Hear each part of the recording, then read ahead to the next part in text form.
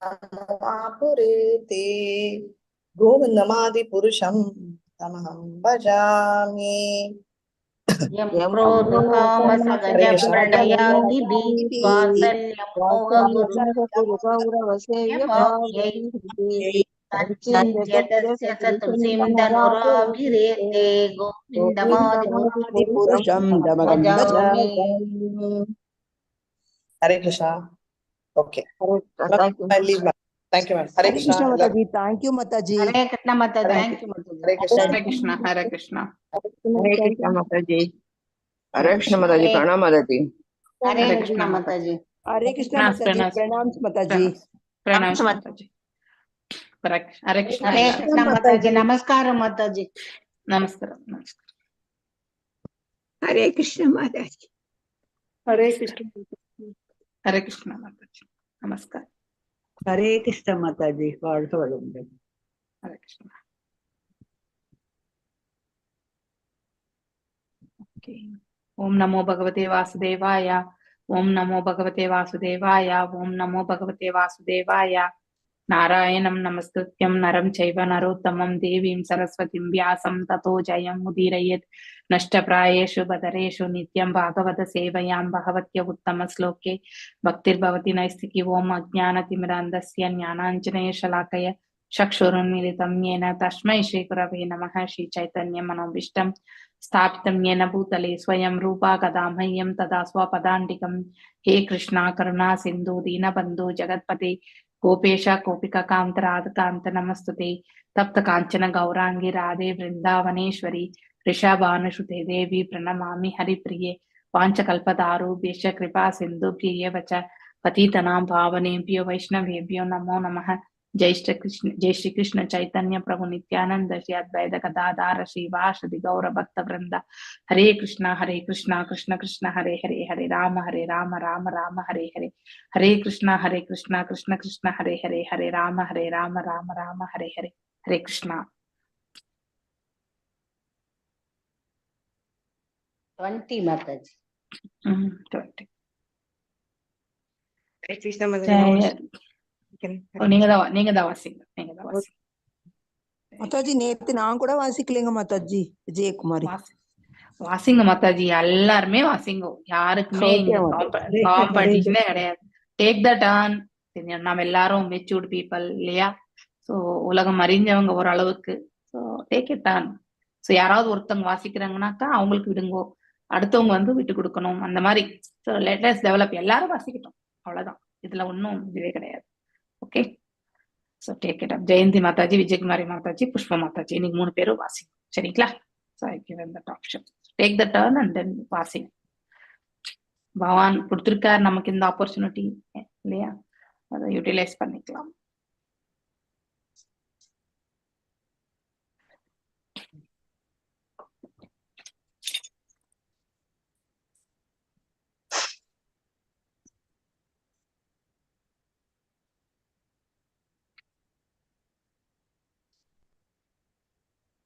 जय Radha Madhav Kunj Bihari. Jai Radha Madhava Kunja Bihari. जय राधा माधव कुंज बिहारी। जय राधा Madhava Kunja Bihari. जय गोपी जन वल्लभा गिरिवरधारी। जय गोपी जन वल्लभा गिरिवरधारी। जय गोपी जन वल्लभा गिरिवरधारी। जय गोपी जन वल्लभा गिरिवरधारी। यशोदनन्दन व्रज जन रञ्जन यशोदनन्दन பிரஜனரஞ்சன यशोदनन्दन व्रजजन रञ्जन यशोदनन्दन व्रजजनरञ्जन பிரஜனரஞ்சன यमुनतीरावनचारि यमुनातीरा चारी यमुनतीरावनचारि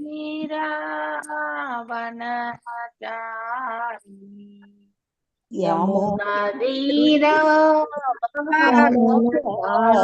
चारी जय राधा माधव कुंज बिहारी जय राधा राधा माधव बिहारी जय राधा माधव कुंज बिहारी जय राधा माधव बिहारी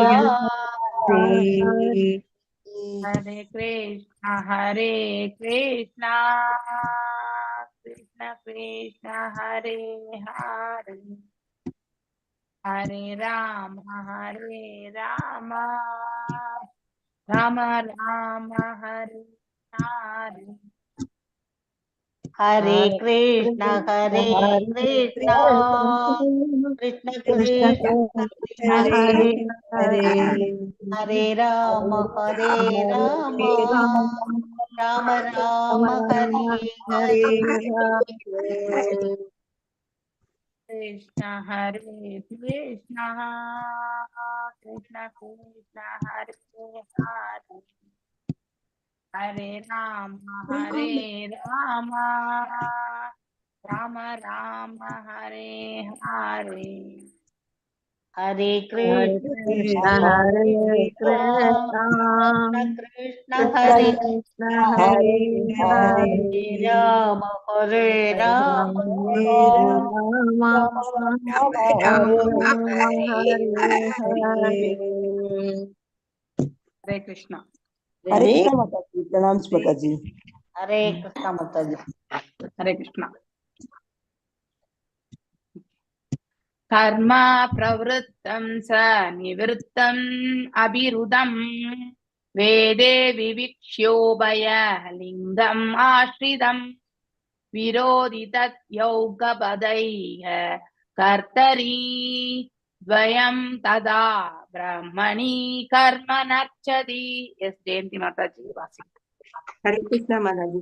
कर्म हरे कृष्ण प्रवृत्तं स निवृत्तम् अभिरुदं वेदे विनित्योभयलिङ्गम् आश्रितं विरोधि तत्यौकापदैः कर्तरि द्वयं तथा பிரக்மணி கர்ம நச்சதி.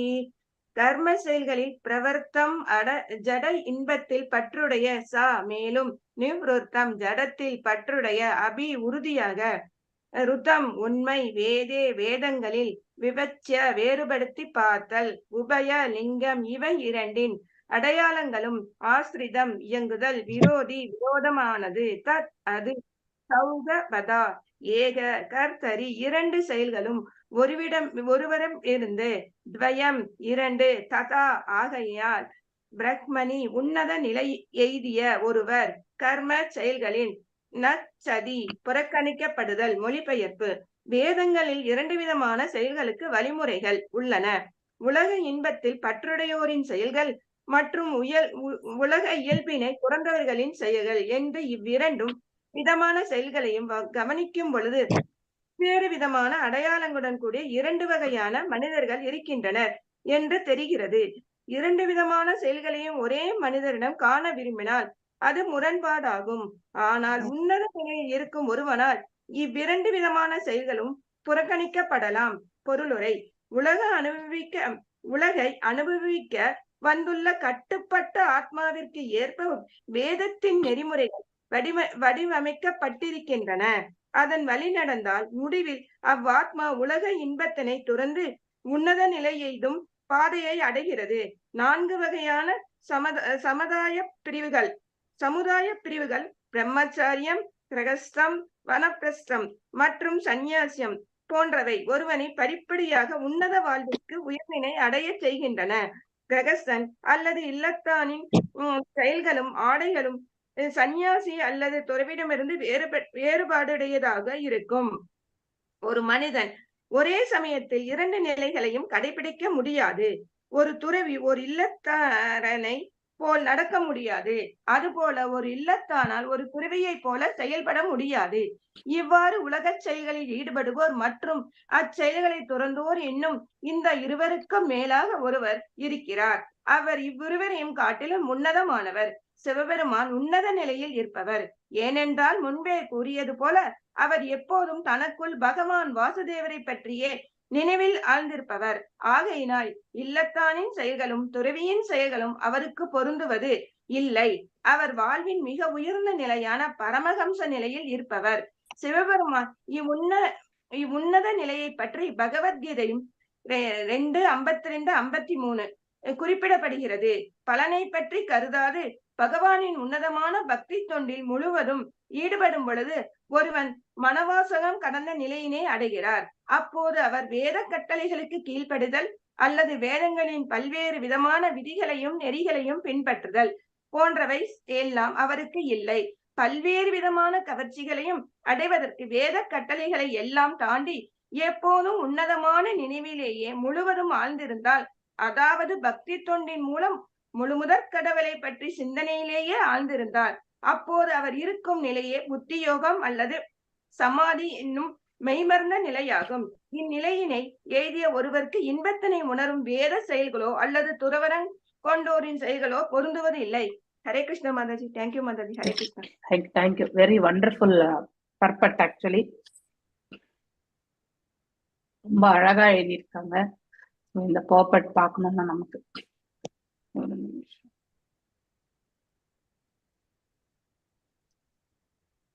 மோஸ்ட்லி இது சிதாதீர் முனி அந்த இதுதான் வரும்னு நினைக்கிறேன்.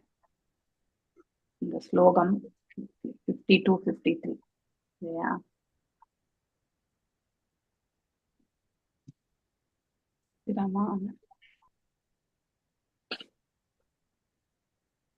இந்த சைக்கிள் இல்லையா, நம்ம இதுல பார்த்திருப்போம். தாட் ப்ராசஸ், அதாவது நினைவுகள். ஒன்றின் மீது நாம நினைவை கொண்டு வரும் பொழுது இல்லையா, அந்த நினைவை நாம ஸ்திரப்படுத்தி கொண்டால் அதையே மீண்டும் மீண்டும் மனதுல அலைப்பாய்ந்து கொண்டே இருக்கும். அதன் மீது என்ன ஆகும்னாக்கா நமக்கு ஆசை என்பது ஊற்றெடுக்கும். ஆசையை நாம அப்படியே எடுத்துட்டு போகும்போது அது காமமாக மாறிவிடுகிறது. அப்படின்னா அதை அடைஞ்சே தீரணும் அப்படிங்கிற ஒரு உணர்வோட நம்முடைய மனசு ஸ்ட்ராங்கா நிற்கும். அந்த மனசுக்கேற்றவாறு, அந்த மனநிலைக்கேற்றவாறு அந்த மனசு சத்வம், ரஜஸ் மற்றும் தமஸ். இப்ப இந்த ஒன்றின் மீது நம்ம காமமாக இருக்கிறது, அது எப்படிப்பட்ட பொருள் என்பதை வைத்து நாம அது சத்வமா ரஜஸா தமசா என்றதை நம்ம கண்டிப்பா தெரிஞ்சுக்கலாம். சத்வத்துல இருக்கிறவங்க ஆன்மீகத்தின் தரப்பில் நிறையவே மனசை ஈடுபடுத்துவாங்க.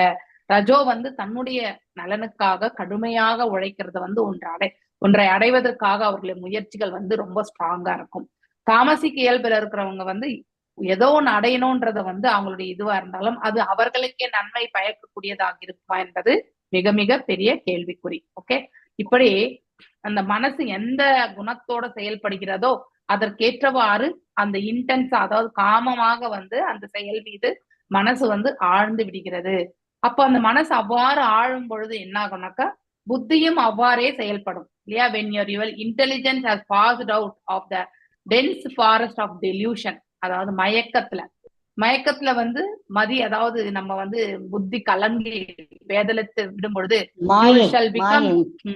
டெலியூஷன் என்ன மாயை. கரெக்ட். டெலியூஷன், இல்யூஷன் எல்லாம் அப்படின்னா இங்க குழப்பம், கலக்கம் இதெல்லாமே இருக்கும். அதுதான் வெளிப்பாடு, நம்முடைய வெளிப்பாடு.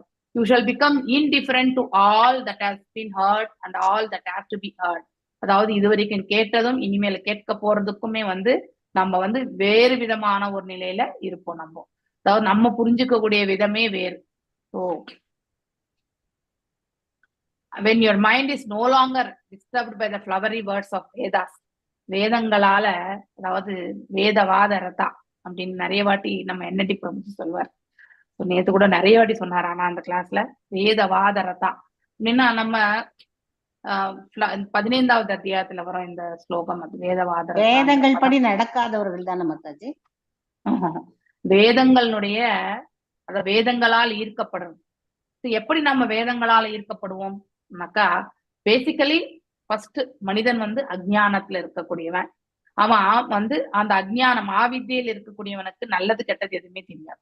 அவன் கடவுள் இருக்காரா இல்லையா அப்படிங்கிற ஒரு பாவமே இல்லாம செயல்பட்டு இருப்பான். அதுதான் ஃபர்ஸ்ட் லெவல் இல்லையா?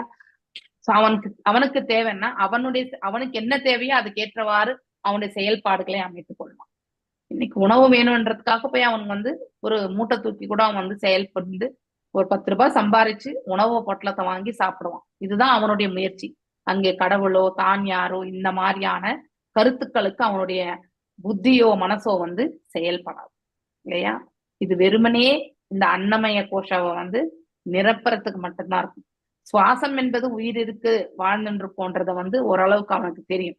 ஆனா வயிற்றுக்கு உணவு போடணும்ன்றத மட்டும் பசி எடுக்கக்கூடிய அந்த அறிகுறி அவனால கண்டுபிடிச்சுக்க முடியும் இல்லையா? இது பேஸ் லெவல். ஸோ இப்படி இருக்கும் பட்சத்துல அந்த மனிதன், அத்தகைய மனிதன் அடுத்தது வந்து அந்த சம்பாத்தியம் என்பதின் மீது மனசை வந்து ஈடுபடுத்தினான்னா அவன் வந்து அதையே அவன் வந்து எண்ணிக்கொண்டு சம்பாத்தியத்தின் தரப்புல செல்வான். அடுத்து வந்து அது கர்மகாண்டா மோட்ல போகும் இல்லையா? சோ ஒரு காலகட்டம் வரும்போது எவ்வளவு கஷ்டப்பட்டு சம்பாதிக்கிறது நம்ம போருமே அப்படிங்கிற ஒரு அதாவது செல்ஃப் கண்டைன்மெண்ட். ஒரே செயலை வந்து நம்ம பௌதிகத்துல செய்துட்டே இருந்தாலும் அதுல வந்து நமக்கு வந்து ஒரு காலகட்டம் வரும்பொழுது அதன் மீது ஃபைன், இதுதான், இதுக்கு மேல எதுவுமே கிடையாது அப்படிங்கிற ஒரு உணர்வு வந்துடும் இல்லையா? அந்த சாட்டிஸ்பாக்சன் வரும்பொழுது அவன் வந்து அதுக்கு மத்தியில ஒரு ஃபேஸ் இருக்கு, கர்மயோகிய சகாம கர்மயோகியாக. அவன் அந்த ஃப்ரூட்டிவ் ஆக்டிவிட்டிஸ், அதாவது பலனை பார்த்து ஐயோ இன்னும் நம்ம கஷ்டப்பட்டா இன்னும் நிறைய சம்பாதிக்கலாம் அப்படின்னு சொல்லிட்டு வரும் இல்லையா? சரி, ஒரு பகுதி வந்து நெக்ஸ்ட் லெவல் வந்து கனிஷ்ட அதிகாரி நிலையில போயிருப்பான். ஸோ யாராவது ஒருத்தர் வந்து இந்த கோயிலுக்கு போனா இது நல்லா ஆகும்னும் பொழுது அவன் என்ன பண்ணுவான், தேவ வழிபாடோ இல்ல பகவானை சேவிக்கிறதோ அவனுடைய புத்திக்கேற்றவாறு மனசுக்கேற்றவாறு ஒரு குறிப்பிட்ட தேவதை மீது அவன் வந்து மனதை வந்து லயிக்கிறான். அதனால அங்க போயிட்டு அவனுடைய பூஜை புனிஷ்காரங்களை செய்வான், ரிச்சுவல்ஸ் எல்லாமே. இது சகாம கர்ம யோகத்துல வரும் இல்லையா? அடுத்து அதுவும் ஒரு காலகட்டம் வரும்போது நமக்கு சாட்டிஸ்பாக்சன் வந்துடும். சோ நம்ம செய்ய ஒரு முறை வந்து நம்ம என்ன பண்ணுவோம், will come out of that. So இனிமே எவ்வளவு சம்பாதிச்சாலும் அவ்வளவுதான். ஏன்னா அப்ப அதுக்குள்ளே நம்ம நிறைய வாழ்க்கையில அனுபவங்கள், படிப்பினைகள் இல்லையா, நிறைய இடங்கள்ல சறுக்கல்கள், அந்த சறுக்கல்கள் எல்லாம் வந்து நமக்கு ஒரு படிப்பினையை அமையும் பொழுது எஸ் இறைவன் ஒருத்தர் இருக்கார், அதனால்தான் நாம் இந்த அளவுக்கு வந்திருக்கோம் அப்படிங்கிற உணர்வு என்பது அவனுக்கு வரும்.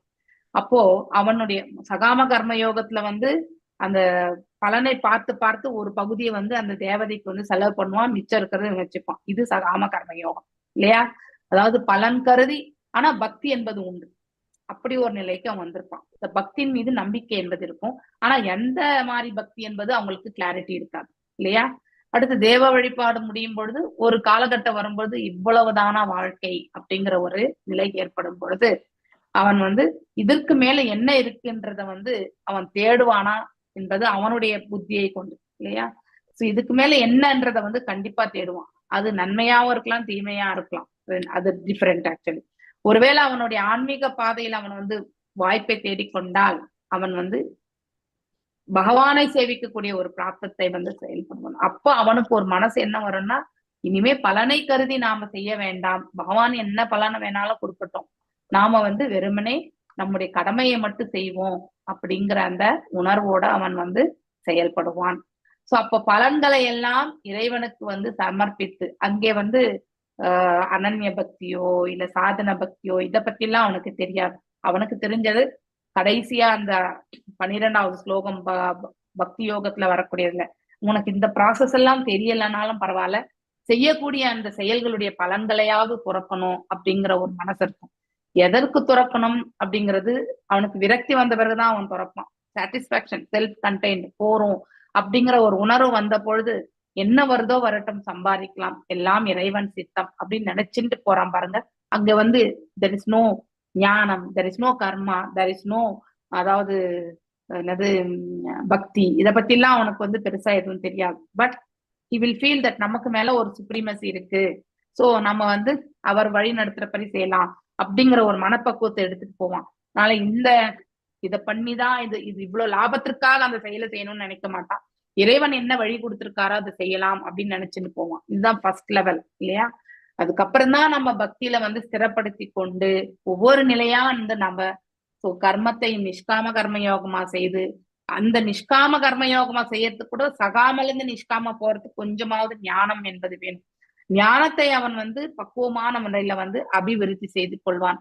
இந்த ஞானமும் கர்மமும் வந்து அவனுக்கு ஒரு வாழ்க்கை படிப்பினை என்ன வரும்னா, இதுக்கு மேற்பட்டு இந்த இடத்துல அனுபவிக்கிறதுக்கு எதுவுமே கிடையாது அப்படிங்கிற ஒரு உணர்வை ஏற்படுத்தும் பொழுது, எது நம்மளுக்கு நம்ம யாரு இதெல்லாம் வந்து அவனுடைய அனாலிசிஸ் வரும்பொழுது, ஞானத்திலேயே அந்த அனாலிசிஸ் வந்துடும்.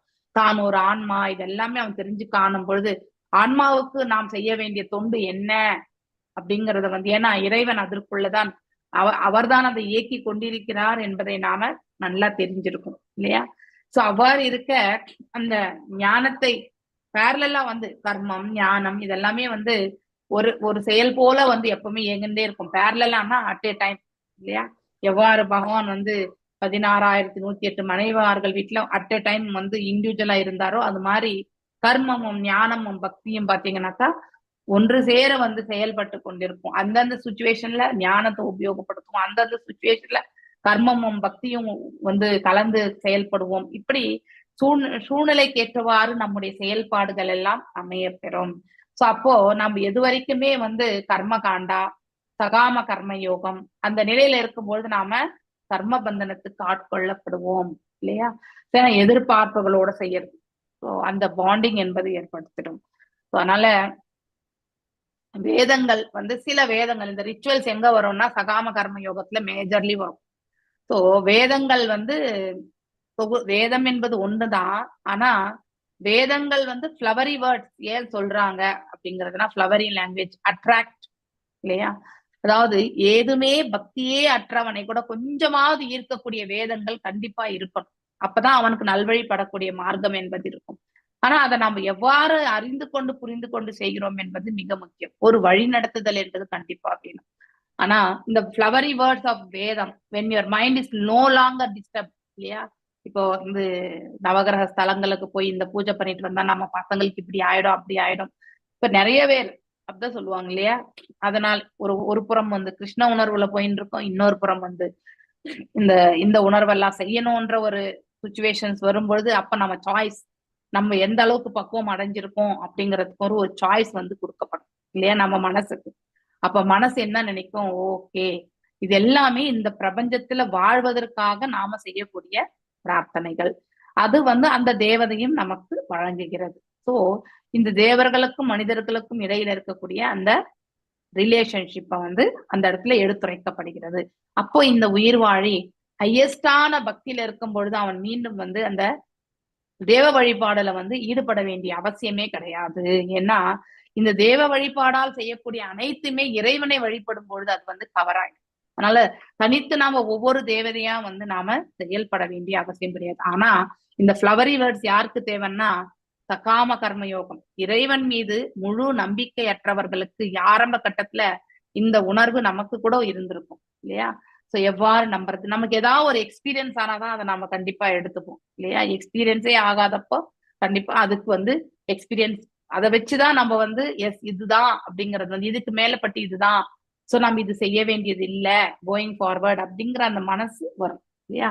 ஆனா சில காலகட்டங்கள்ல நம்முடைய முன்னோர்கள் செய்துட்டு போறதை வந்து சில சமயத்துல எடுத்து செய்யணும்ன்ற அந்த வழக்கம் வந்துட்டே இருக்கும்.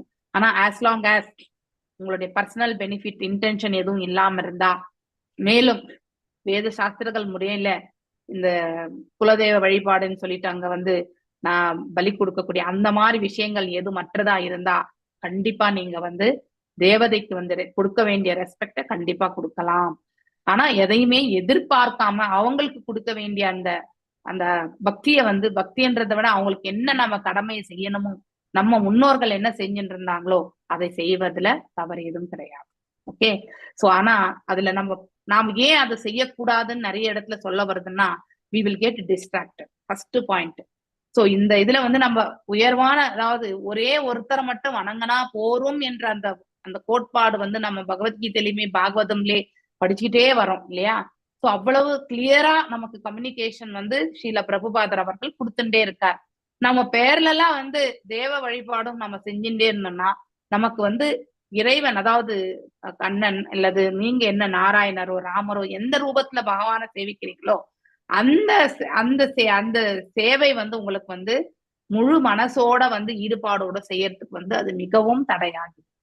ஏன்னா we are getting scattered இல்லையா? ஒரு முகத்தோட வந்து ஒன்றை செய்யணும்ன்ற அந்த பக்குவம் வந்து மனசு வந்து ரொம்பவுமே டைனமிக் இல்லையா? அது எப்ப வேணாலும் எதன் தரப்பில் வேண்டும் என்றாலும் அது பாய்ந்து விடும். அதனால பலன் கருதும் செயல்கள்ல மீண்டும் நாம வந்து தள்ளப்பட்டு விடுவோம். அதற்குதான் தேவ வழிபாடு செய்யக்கூடாதுன்னு சொல்றதுக்கான காரணம் அதுதான். மற்றபடி வேற எதுவுமே கிடையாது. தேவர்கள் வந்து நம்ம வந்து அவங்கள பக்தி கொள்ளக்கூடாதுன்றது கிடையாது. நம்ம இன்டென்ஷன், நாம் எவ்வளவு ஸ்ட்ராங்கா இருக்கும் இல்லையா, நம்ம எந்த அளவுக்கு கரெக்டா இருக்கோம்ன்றது ரொம்ப முக்கியம். If you don't have any expectation, தேவர்களுக்கு வந்து என்ன தரணுமோ அதை நாம செய்ய வேண்டியது நம்முடைய கடமை. ஆனா அதை விடுத்துட்டு நம்ம அந்தந்த காலகட்டத்துக்கு ஏற்றவாறு நாம இதை கொஞ்சம் அதை கொஞ்சம் பண்ணீங்கன்னாக்கா இந்த படகுல ஒரு கால் அந்த படகுல ஒரு கால்ல வச்சோம்னா கரை என்பது நாம எந்த படகுல போயும் நாம சேர முடியாது. ஓகே, இதுதான் வாழ்க்கையினுடைய நியதி. ஸோ எதற்கு தேவ வழிபாடு, இட் இஸ் இன்க்ளூசிவ். இன்னொன்னு, இறைவனை வழிபடும் பொழுதே இல்லையா, நாராயணர் கிருஷ்ணர் யார எந்த ரூபத்துல வேணாலும் அவரை நாம வழிபடுகின்றோம் இல்லையா? அந்த ரூபத்திலேயே அவருடைய திருமேனி மீதே இந்த ஷோல்டர் பார்ட் இங்க எல்லாமே தேவர்கள் தான் இருக்கிறது. சோ அந்த தேவ வழிபாடே அதுல இன்க்ளூசிவ் ஆயிடுறது. நீங்க செப்பரேட்டா இன்னொரு தேவ வழிபாடு செய்ய வேண்டிய அவசியம் கிடையாது. ஆனா வீட்டுல 4 பேருமே வந்து இது ஒரே முகமாக இருக்கும்பொழுது இதை நீங்க இம்ப்ளிமெண்ட் பண்ண முடியும் இல்லையா? ஆனா அதே வந்து வெவ்வேறுபட்ட கோணங்கள்ல இருக்கும் பொழுது அவர்களுடைய நம்பிக்கையை வந்து நாம கண்டிப்பாக அழிக்க கூடாது. நாமும் அந்த மாதிரியான நிலையிலிருந்துதான் அதாவது மேன்மையுற்று இந்த இடத்துல இப்போ வந்து பகவானை சேவிக்கக்கூடிய அந்த பிராப்தத்தை வந்து பகவானே கொடுத்திருக்காரு. அவர்களையுமே சேர்த்து வந்து நாம மேலுக்கு கொண்டு வர்றதுதான் நம்மளுடையது. எல்லோரையும் நம்மளை சுத்தி இருக்கிறவங்கள வந்து கிருஷ்ண உணர்வுல இட்டுட்டு வர்றதுதான் நம்முடைய தலையாய கடமையுமே கூட. சோ அவர்களுடைய நம்பிக்கையை நாம வந்து என்றைக்குமே வந்து குறை கூறக்கூடாது, அவதூறு பேசக்கூடாது, அதுக்கு இது தவறு என்று எடுத்துரைக்க வேண்டியதில்லை. ஆனா ஒன்று மட்டும் இறைவனிடத்துல நாம பிரார்த்தித்துக் கொள்ளலாம், அவர்களும் இறைவனை சேவிக்கிறதுக்கான மார்க்கத்தை இறைவன் வழங்கட்டும். இந்த தேவ வழிபாடுல வந்து எல்லாமே கோட்டா தானே, எவ்வளவு நாட்கள் நாம அதை செய்யணும்ன்றது வந்து ஆல்ரெடி கோட்டா பிரகாரம் இறைவன் ஆல்ரெடி கொடுத்திருக்கார். அந்த கோட்டா ஆற வரைக்கும் அவங்களுக்கும் அந்த ஞானத்தை, அந்த தேவ வழிபாடு செய்ய செய்ய அவங்களுக்கும் வந்து இனிமே பட்டு இந்த பௌதிகத்துல கேட்கறதுக்கு எதுவுமே இல்லைன்னா கடைசியில தேவதை வெறும் வணங்கக்கூடிய நிலைக்கு மட்டும்தான் போவாங்க. அப்புறமா அந்த தேவதையுமே வந்து மாயாதேவி இல்லையா, அவங்களே வந்து துர்கையே வந்து நமக்கு என்ன கொடுப்பாங்க, மார்க்கத்தை கொடுப்பாங்க, ஞானமும் கொடுப்பாங்க. சோ இறைவனை வழிபடக்கூடிய அந்த பாதையும் வந்து அந்த வீட்டுல இருக்கவங்க எல்லாருக்குமே வந்து கிடைக்க பெறுவார்கள். சோ இதுதான் நாம வந்து மனசுல வந்து பக்குவத்தை எடுத்துட்டு வரணும். சோ அதை விடுத்துட்டு நாம 2 விதமான செயல்கள்ல அட் அ டைம் ஈடுபடவே கூடாது இல்லையா? ரெஸ்பெக்ட் ஃபார் இவன் பக்தி ரசாமிரத சிந்துலுமே ரெஸ்பெக்ட் கொடுக்கணும் தேவர்களுக்கு. ஏன்னா அவர்கள் நம்மளை விட ஹையர் லெவல் 100% இல்லையா?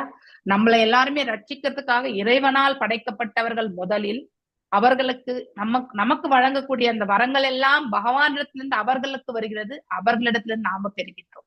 Indirectly we are receiving the blessings from the பகவான் இல்லையா, அவர்கள் மூலியமா.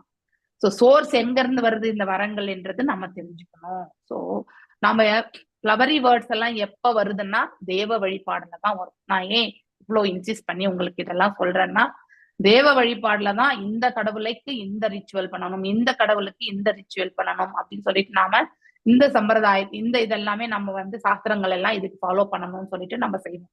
ஆனா அவ்வாறு செய்து கொண்டே நம்ம மூதாதையர்கள் வந்திருந்தா அதை நாம வந்து இன்னைக்கு விட்டாக்க நாளைக்கு வீட்டுல இருக்கிறவங்க வந்து என்ன பண்ணுவாங்க, எனக்கு இந்த கஷ்டம் வந்தது இதனாலதான், நீ வந்து you're level in a different way, அவங்க வந்து அந்த அளவுக்கு பக்குவம் இல்லாதப்போ நான் குறை நம்ம மேலதான் சொல்லுவாங்க இல்லையா? அதனாலதான் எப்பவுமே we have to ஜோட்னா நை ஜோட்னா ஹை அப்படின்ட்டு நம்ம என்எல்டி பிரபுஜி எப்பவுமே சொல்லுவார். அதனால நம்ம அதையும் சேர்ந்து செய்யும் பொழுது நாம அவர்களிடத்திலையும் நாம வந்து கிருஷ்ண பக்தியை கொடு அப்படின்னு நாம வேண்டலாம். எஸ், அவர்களிடத்தில் வேண்டுவது நமக்கு அந்த அருளும் அவர்கள் கண்டிப்பாக வழங்குவார்கள். சிவபெருமானிடத்துல நம்ம வேண்டும் பொழுது கண்டிப்பாக நமக்கு அந்த அருளை அவர் வாரி வழங்கும். அவர் தான் கருணாமூர்த்தி இல்லையா? அதாவது அசுரர்களுக்கே அவர் வந்து அவ்வளவு வரங்கள் கொடுக்கிறார். நாம் அசுரர் அளவுக்கு வஸ்து கிடையாது இல்லையா? ஓரளவுக்கு நாம பக்தியில இருக்கிறதுனால பகவான், அதாவது சிவபெருமானை நாம் சேவிக்கும் பொழுது கூட கிருஷ்ண பக்தியை கேட்கும் பொழுது நமக்கு கண்டிப்பாக அவர் அதற்கான மார்க்கத்தை வந்து காட்டுவார். சோ நாம செய்ய வேண்டியது இது ஒண்ணுதான். இங்க வந்து இன்டெலிஜென்ஸை தான் நாம கரெக்டா கையாளணும். சோ மனசை வந்து பக்குவப்படுத்திக்கணும். சோ தனித்தனித்து நாம வந்து 10 பேரை வணங்க வேண்டியதில்லை. எல்லாம் வல்ல இறைவன் ஒருத்தரை வணங்கினாலே அவருக்குள்ளேயே அனைத்தும் அடக்கம் என்பதை நாம புரிந்து கொண்டு அதை ஏற்றுக்கொள்ளக்கூடிய மனப்பக்குவத்தை தான் நம்ம வளர்த்துக்கணும். ஏன்னா இவ்வளவு ஆண்டுகள் இதை செஞ்சுட்டே இருந்தோம். சட்டுன்னு ஒரே நாள்ல நாமளும் மாறிட முடியாது இல்லையா? இப்ப இது வரைக்குமே நமக்கு ஓரளவுக்கு பக்குவத்தை கொடுத்திருக்காரு. அவங்கள விட்டுட்டு நம்ம செய்யலன்றத அந்த மனசை வந்து நாம தான். இந்த வேதங்கள் ஏன் இவ்வளவுனாக்கா, வேதங்கள் வந்து அதாவது ஃபர்ஸ்ட் லெவலான வேதங்கள் எல்லாமே பாத்தீங்கன்னாக்கா ஃபிளவரி வேர்ட்ஸா தான் இருக்கும். அதனாலதான் வேத சாஸ்திரங்கள் எல்லாம் நம்ம படிக்கிறாங்க இல்லையா? அவங்க நமக்காக வந்து ஒரு யக்னங்கள் இதெல்லாம் வளர்த்து கொடுக்குறாங்க. அந்த பர்டிகுலர் தேவதைக்காக அவங்க செய்யறாங்க எல்லாமே இல்லையா? ஆனா அதுக்கு வந்து நாம வந்து ஒரு சங்கல்பத்தை பண்ணிதான் நம்ம செய்வோம் இல்லையா? கண்டிப்பா சங்கல்பம் பண்றோமா இல்லையா? மிருத்யுஞ்சய ஹோமம் பண்றோம்னா மிருத்யுஞ்சய ஹோமத்துக்கு வந்து எக்ஸாம்பிள் நான் சொல்றேன். சோ அது வந்து ஆரோக்கியத்திற்காக செய்யறது இல்லையா? ஆயுட்காக செய்யறது அப்படின்னு நினைச்சிட்டு செய்வாங்க. சோ அதெல்லாமே ஒரு சங்கல்பம் தான் இல்லையா?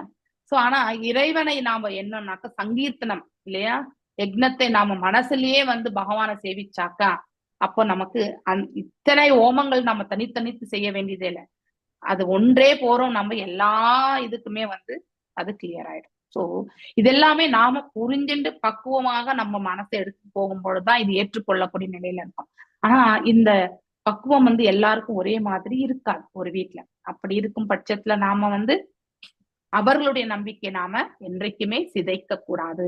அவர்களும் அந்த பாதையை கடந்து உங்களை மாதிரி புரிஞ்சுக்கிற அளவுக்கு ஓரளவுக்கு புரிஞ்சுக்கக்கூடிய அந்த பாதையை அடையறதுக்கு நீங்க கண்டிப்பாக வேண்டலாம்.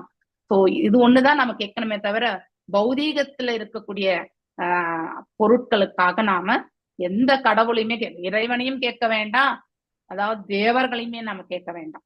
வேத சாஸ்திரங்கள் எல்லாம் நம்ம புரிஞ்சுக்கிறது சொல்றது எதுக்குன்னா, பகவான் எதுக்காக இதெல்லாம் கூட படைச்சாருன்னா எல்லாருமே இறைவனை பகவானை புரிஞ்சுக்கக்கூடிய பக்குவம் கிடையாது. எல்லோருமே பகவானை வணங்கக்கூடிய நிலையிலும் கிடையாது இல்லையா? ஒரு கல்லை வச்சுட்டு ஒரு பூவை வச்சுட்டு அதையே வந்து காவல் தெய்வமா கும்பிடக்கூடியவங்களும் உண்டு இல்லையா? அப்படி இருக்கும் பொழுது அதுதான் அவங்களுடைய முதன்மை கடவுளாக கூட கும்பிடுவாங்க. ஏன்னா அவங்களுக்கு இன்னும் இந்த வேத சாஸ்திரங்களுடைய இதோ எதுவுமே தெரியாது அவங்களுக்கு. அப்படிப்பட்ட அஜ்ஞானத்தில் இருக்கிறவங்களுக்கு அவங்களுடைய நம்பிக்கையை வந்து பக்தி எனக்கூடியதை வந்து அவங்களுக்கு வந்து அது ஸ்ட்ராங்கா வந்து நிர்ணயிக்கணும்ன்றதுக்காக அவங்க மனசுல வேரூன்ற வேண்டும் என்பது இருக்கும் பட்சத்துல பகவான் என்ன பண்றார், அவங்களுக்கு அதை ஊர்ஜிதப்படுத்தி விடுகிறார். அவரே வந்து அதை ஸ்ட்ராங்கா வந்து அவங்களுக்கு வந்து மனசுல பதிய வைக்கிறார். அவ்வாறு அவர்கள் பற்பல பிறவிகள் எடுத்து தேவ வழிபாடுல வந்து நிறைவுற்ற பிறகுதான் அவங்க வந்து பகவானை சேவிக்கக்கூடிய பிராப்தத்தையே அவர்கள் பெறுவார்கள். எது வரைக்கும் நாம பேரலா இந்த தேவ வழிபாடு ரெண்டுத்திலுமே நம்ம கன்ஃபியூஷனா உட்கார்ந்து இருக்கிறோமோ அது வரைக்கும் நாம இன்னும் வந்து பக்குவம் அடையல அப்படிங்கறது வந்து நம்மளாமலே எவாலுவேஷன் பண்ணி. சோ இறைவனுக்குள்ளேயே அனைத்தும் அடக்கம் என்பதை வந்து நாம பகவத்கீதையிலுமே பாகவதத்திலுமே படிச்சுட்டு வரோம். அதனால ஒன்றை செய்தாலே போரும் அப்படிங்கிற மனசு இல்லையா? ஆனா வீட்டுல வந்து நம்ம எல்லாருமே ஒற்றுமையா வாழணுன்றதுக்காக அவர்களுக்காக நாம் இந்த செயல்கள் செய்தாலும் அந்த தேவதை இடத்துல கூட நாம வந்து கிருஷ்ண பக்தி வேணும்னு மட்டுமே கேட்டுக்கலாம். சோ கண்டிப்பா வந்து நமக்கு துர்காதேவி இடத்துல நீங்க வந்து கேட்க வேண்டியது கிருஷ்ண பக்தி. அதாவது சூழ்நிலை நமக்கு வந்து வீட்டுல நல்லா அமையாதப்போ இதுதான் நம்ம பார்க்கணும். கண்டிப்பா துர்காதேவியுமே வந்து she is always testing us இல்லையா? நாம் எந்த அளவுக்கு பக்குவமா இருப்போம், எந்த அளவுக்கு இறைவனுடைய வழிபாட்டுல வந்து பக்குவமா இருக்கும்ன்றது வந்து வேலிடேஷன். எந்த சமயத்திலுமே நமக்கு சோதனை உண்டு. எப்ப வேணாலும் சறுக்கலாய் நம்ம கீழே விழும். இதெல்லாமே வந்து டெஸ்டிங். சோ நாம ஸ்ட்ராங்கா இருந்தாக்க இதுதான் பாதைன்னு அந்த தாயுமே நமக்கு வழி நடத்தி கொடுத்துருவான். அதனால நம்ம யாரையுமே டிஸ்ரெஸ்பெக்ட் பண்ணக்கூடாது. இது ஃபர்ஸ்ட். ஏன் இந்த இடத்துல இந்த வேதங்களை பற்றி சொல்றதுனால நான் இவ்வளவு விளக்கம் உங்களுக்கு கொடுக்க வேண்டியதா இருக்கு. So it remind. ஸோ நம்ம வந்து எல்லாமே நம்ம மனசுதான் காரணம். ஒரு செயலை செய்ய முடியாது, ஒரு செயலை செய்ய முடியும் அப்படிங்கிற அந்த நிலை வந்து மனதினால் தான் நாம வந்து டிசிஷன் மேக்கிங் பண்றோம் இல்லையா? அனைத்திற்குமே மனதுதான் காரணம். சோ அப்போ இந்த வேதங்களுடைய அட்ராக்ஷன், இந்த ஹோமம் செய்தால் இந்த செயல், அதாவது இந்த இதுல வந்து நம்மளால வந்து மேன்மை உற முடியும் அப்படிங்கறதெல்லாம் நாம தேடி தேடி போறோம் இல்லையா? அது இன்னும் நாம அப்படின்னா பக்குவம் அடையலன்னு அர்த்தம். எல்லாம் வல்ல இறைவன் ஒருத்தர் இருக்கார், நம்ம வெறுமனே பக்தி கொண்டு அனைவருக்காக பிரார்த்திக்கலாம் அப்படிங்கிற ஒரு பக்குவத்தை நாம் வளர்த்து கொண்டால் கண்டிப்பாக அது வந்து மேன்மையான ஒரு பாதைக்கு நம்மளை இட்டு செல்லும். ஓகே, சோ இது வந்து ஏன் அப்ப வேதங்கள் எல்லாமே ஃப்ளவரி வேர்ட்ஸ் தானா அப்படின்னு கிடையாது. வேதங்கள் எல்லாமே ஃப்ளவரி வேர்ட்ஸ் தானே. வேதங்களை வந்து கரெக்டா புரிஞ்சுண்டா அது ஃப்ளவரி வேர்ட்ஸாவே இருக்காது. அதுல வந்து அதாவது டிவோஷனல் சர்வீஸ் பார்ட்டும் ஸ்பிரிச்சுவல் பார்ட்டும் உண்டு இல்லையா? அந்த பக்குவத்தை புரிஞ்சுக்கிறதுக்கு நமக்கு ஞானம் கிடையாது. அந்த ஞானத்தை தான் நம்ம ஃப்ளவரி வேர்ட்ஸ்னா மாதாஜி, அதாவது ஃப்ளவரி வேர்ட்ஸ்னா அட்ராக்டிவா இருக்கிறது இல்லையா? அதாவது வேதங்களால் ஈர்க்கப்படுறது. வேதங்கள் வந்து நமக்கு ஏதோ ஒரு நன்மை செய்யறதுன்றதுனால ஈர்க்கப்படுகின்றோம். ஃப்ளவரி வேர்ட்ஸ்னா அதுதான். ஓகே, சோ அது ஈர்க்கப்பட்டு இப்போ எனக்கு ரொம்ப சங்கடத்துல இருக்கேன். நான் வந்து பகவானை சேவிக்கிறது கிடையாது. நான் எனக்கு தெரிஞ்சது ஏதோ ஒரு தேவதையை நான் வணங்கிட்டே இருக்கேன். அப்ப எனக்கு யாரோ என்ன போல இருக்கிறவங்க, அவருக்கும் அந்த பக்தி கிடையாது, இறைவன் மீது பக்தி கிடையாது, ஒருத்தர் தான் இறைவன் என்பதும் தெரியாது. அவர் வந்து நீ இந்த தேவதையை வணங்கு, இந்த மாதிரி பூஜை பண்ணு அப்படின்னு நமக்கு சொல்லும்போது, இந்த ரிச்சுவல்ஸ், இந்த ஹோமத்தை வளர்க்கறதுக்கு நீ இந்த பிரீஸ்ட வந்து அரேஞ்ச் பண்ணிக்கோ இப்படி எல்லாம் வந்து சொல்லும் பொழுது, அப்ப அந்த வேத சாஸ்திரங்கள் ஓதும் போது அதற்கான பலன்கள் 100% வரும். நம்ம என்ன இது பண்ணாலுமே. I think one of the ஹோமங்கள் கூட நான் ஒரு 5-6 வருஷத்துக்கு முன்னாடி எவ்ரி அஷ்டமின்னு நினைக்கிறேன், அஷ்டமியா எனக்கு ஞாபகம் இல்ல, இந்த பிரத்யங்கிரி தேவின்னு சொல்லிட்டு ஒரு தேவியை வழிபடுவாங்க. அதுல மிளகா எல்லாம் போட்டு ஹோமத்துல பண்ணுவாங்க. I don't know that part. So Pratyangira தேவின்னு சொல்லிட்டு இல்லையா? சோ அந்த பிரத்யங்கர தேவியினுடைய அந்த இது வந்து பாத்தீங்கன்னா தேவி மகாத்மியத்தை தான் அவங்க பாராயணம் பண்ணுவாங்க அந்த இடத்துல. சோ அந்த தேவி மகாத்மியம் ஜென்ரலாவே நீங்க சும்மாவே தேவி மகாத்மியம் பாராயணம், எந்த வேத மந்திரங்களுமே பாசிட்டிவ். ஏன்னா சப்தம் என்பது அது ஆற்றலை கொண்டது இல்லையா?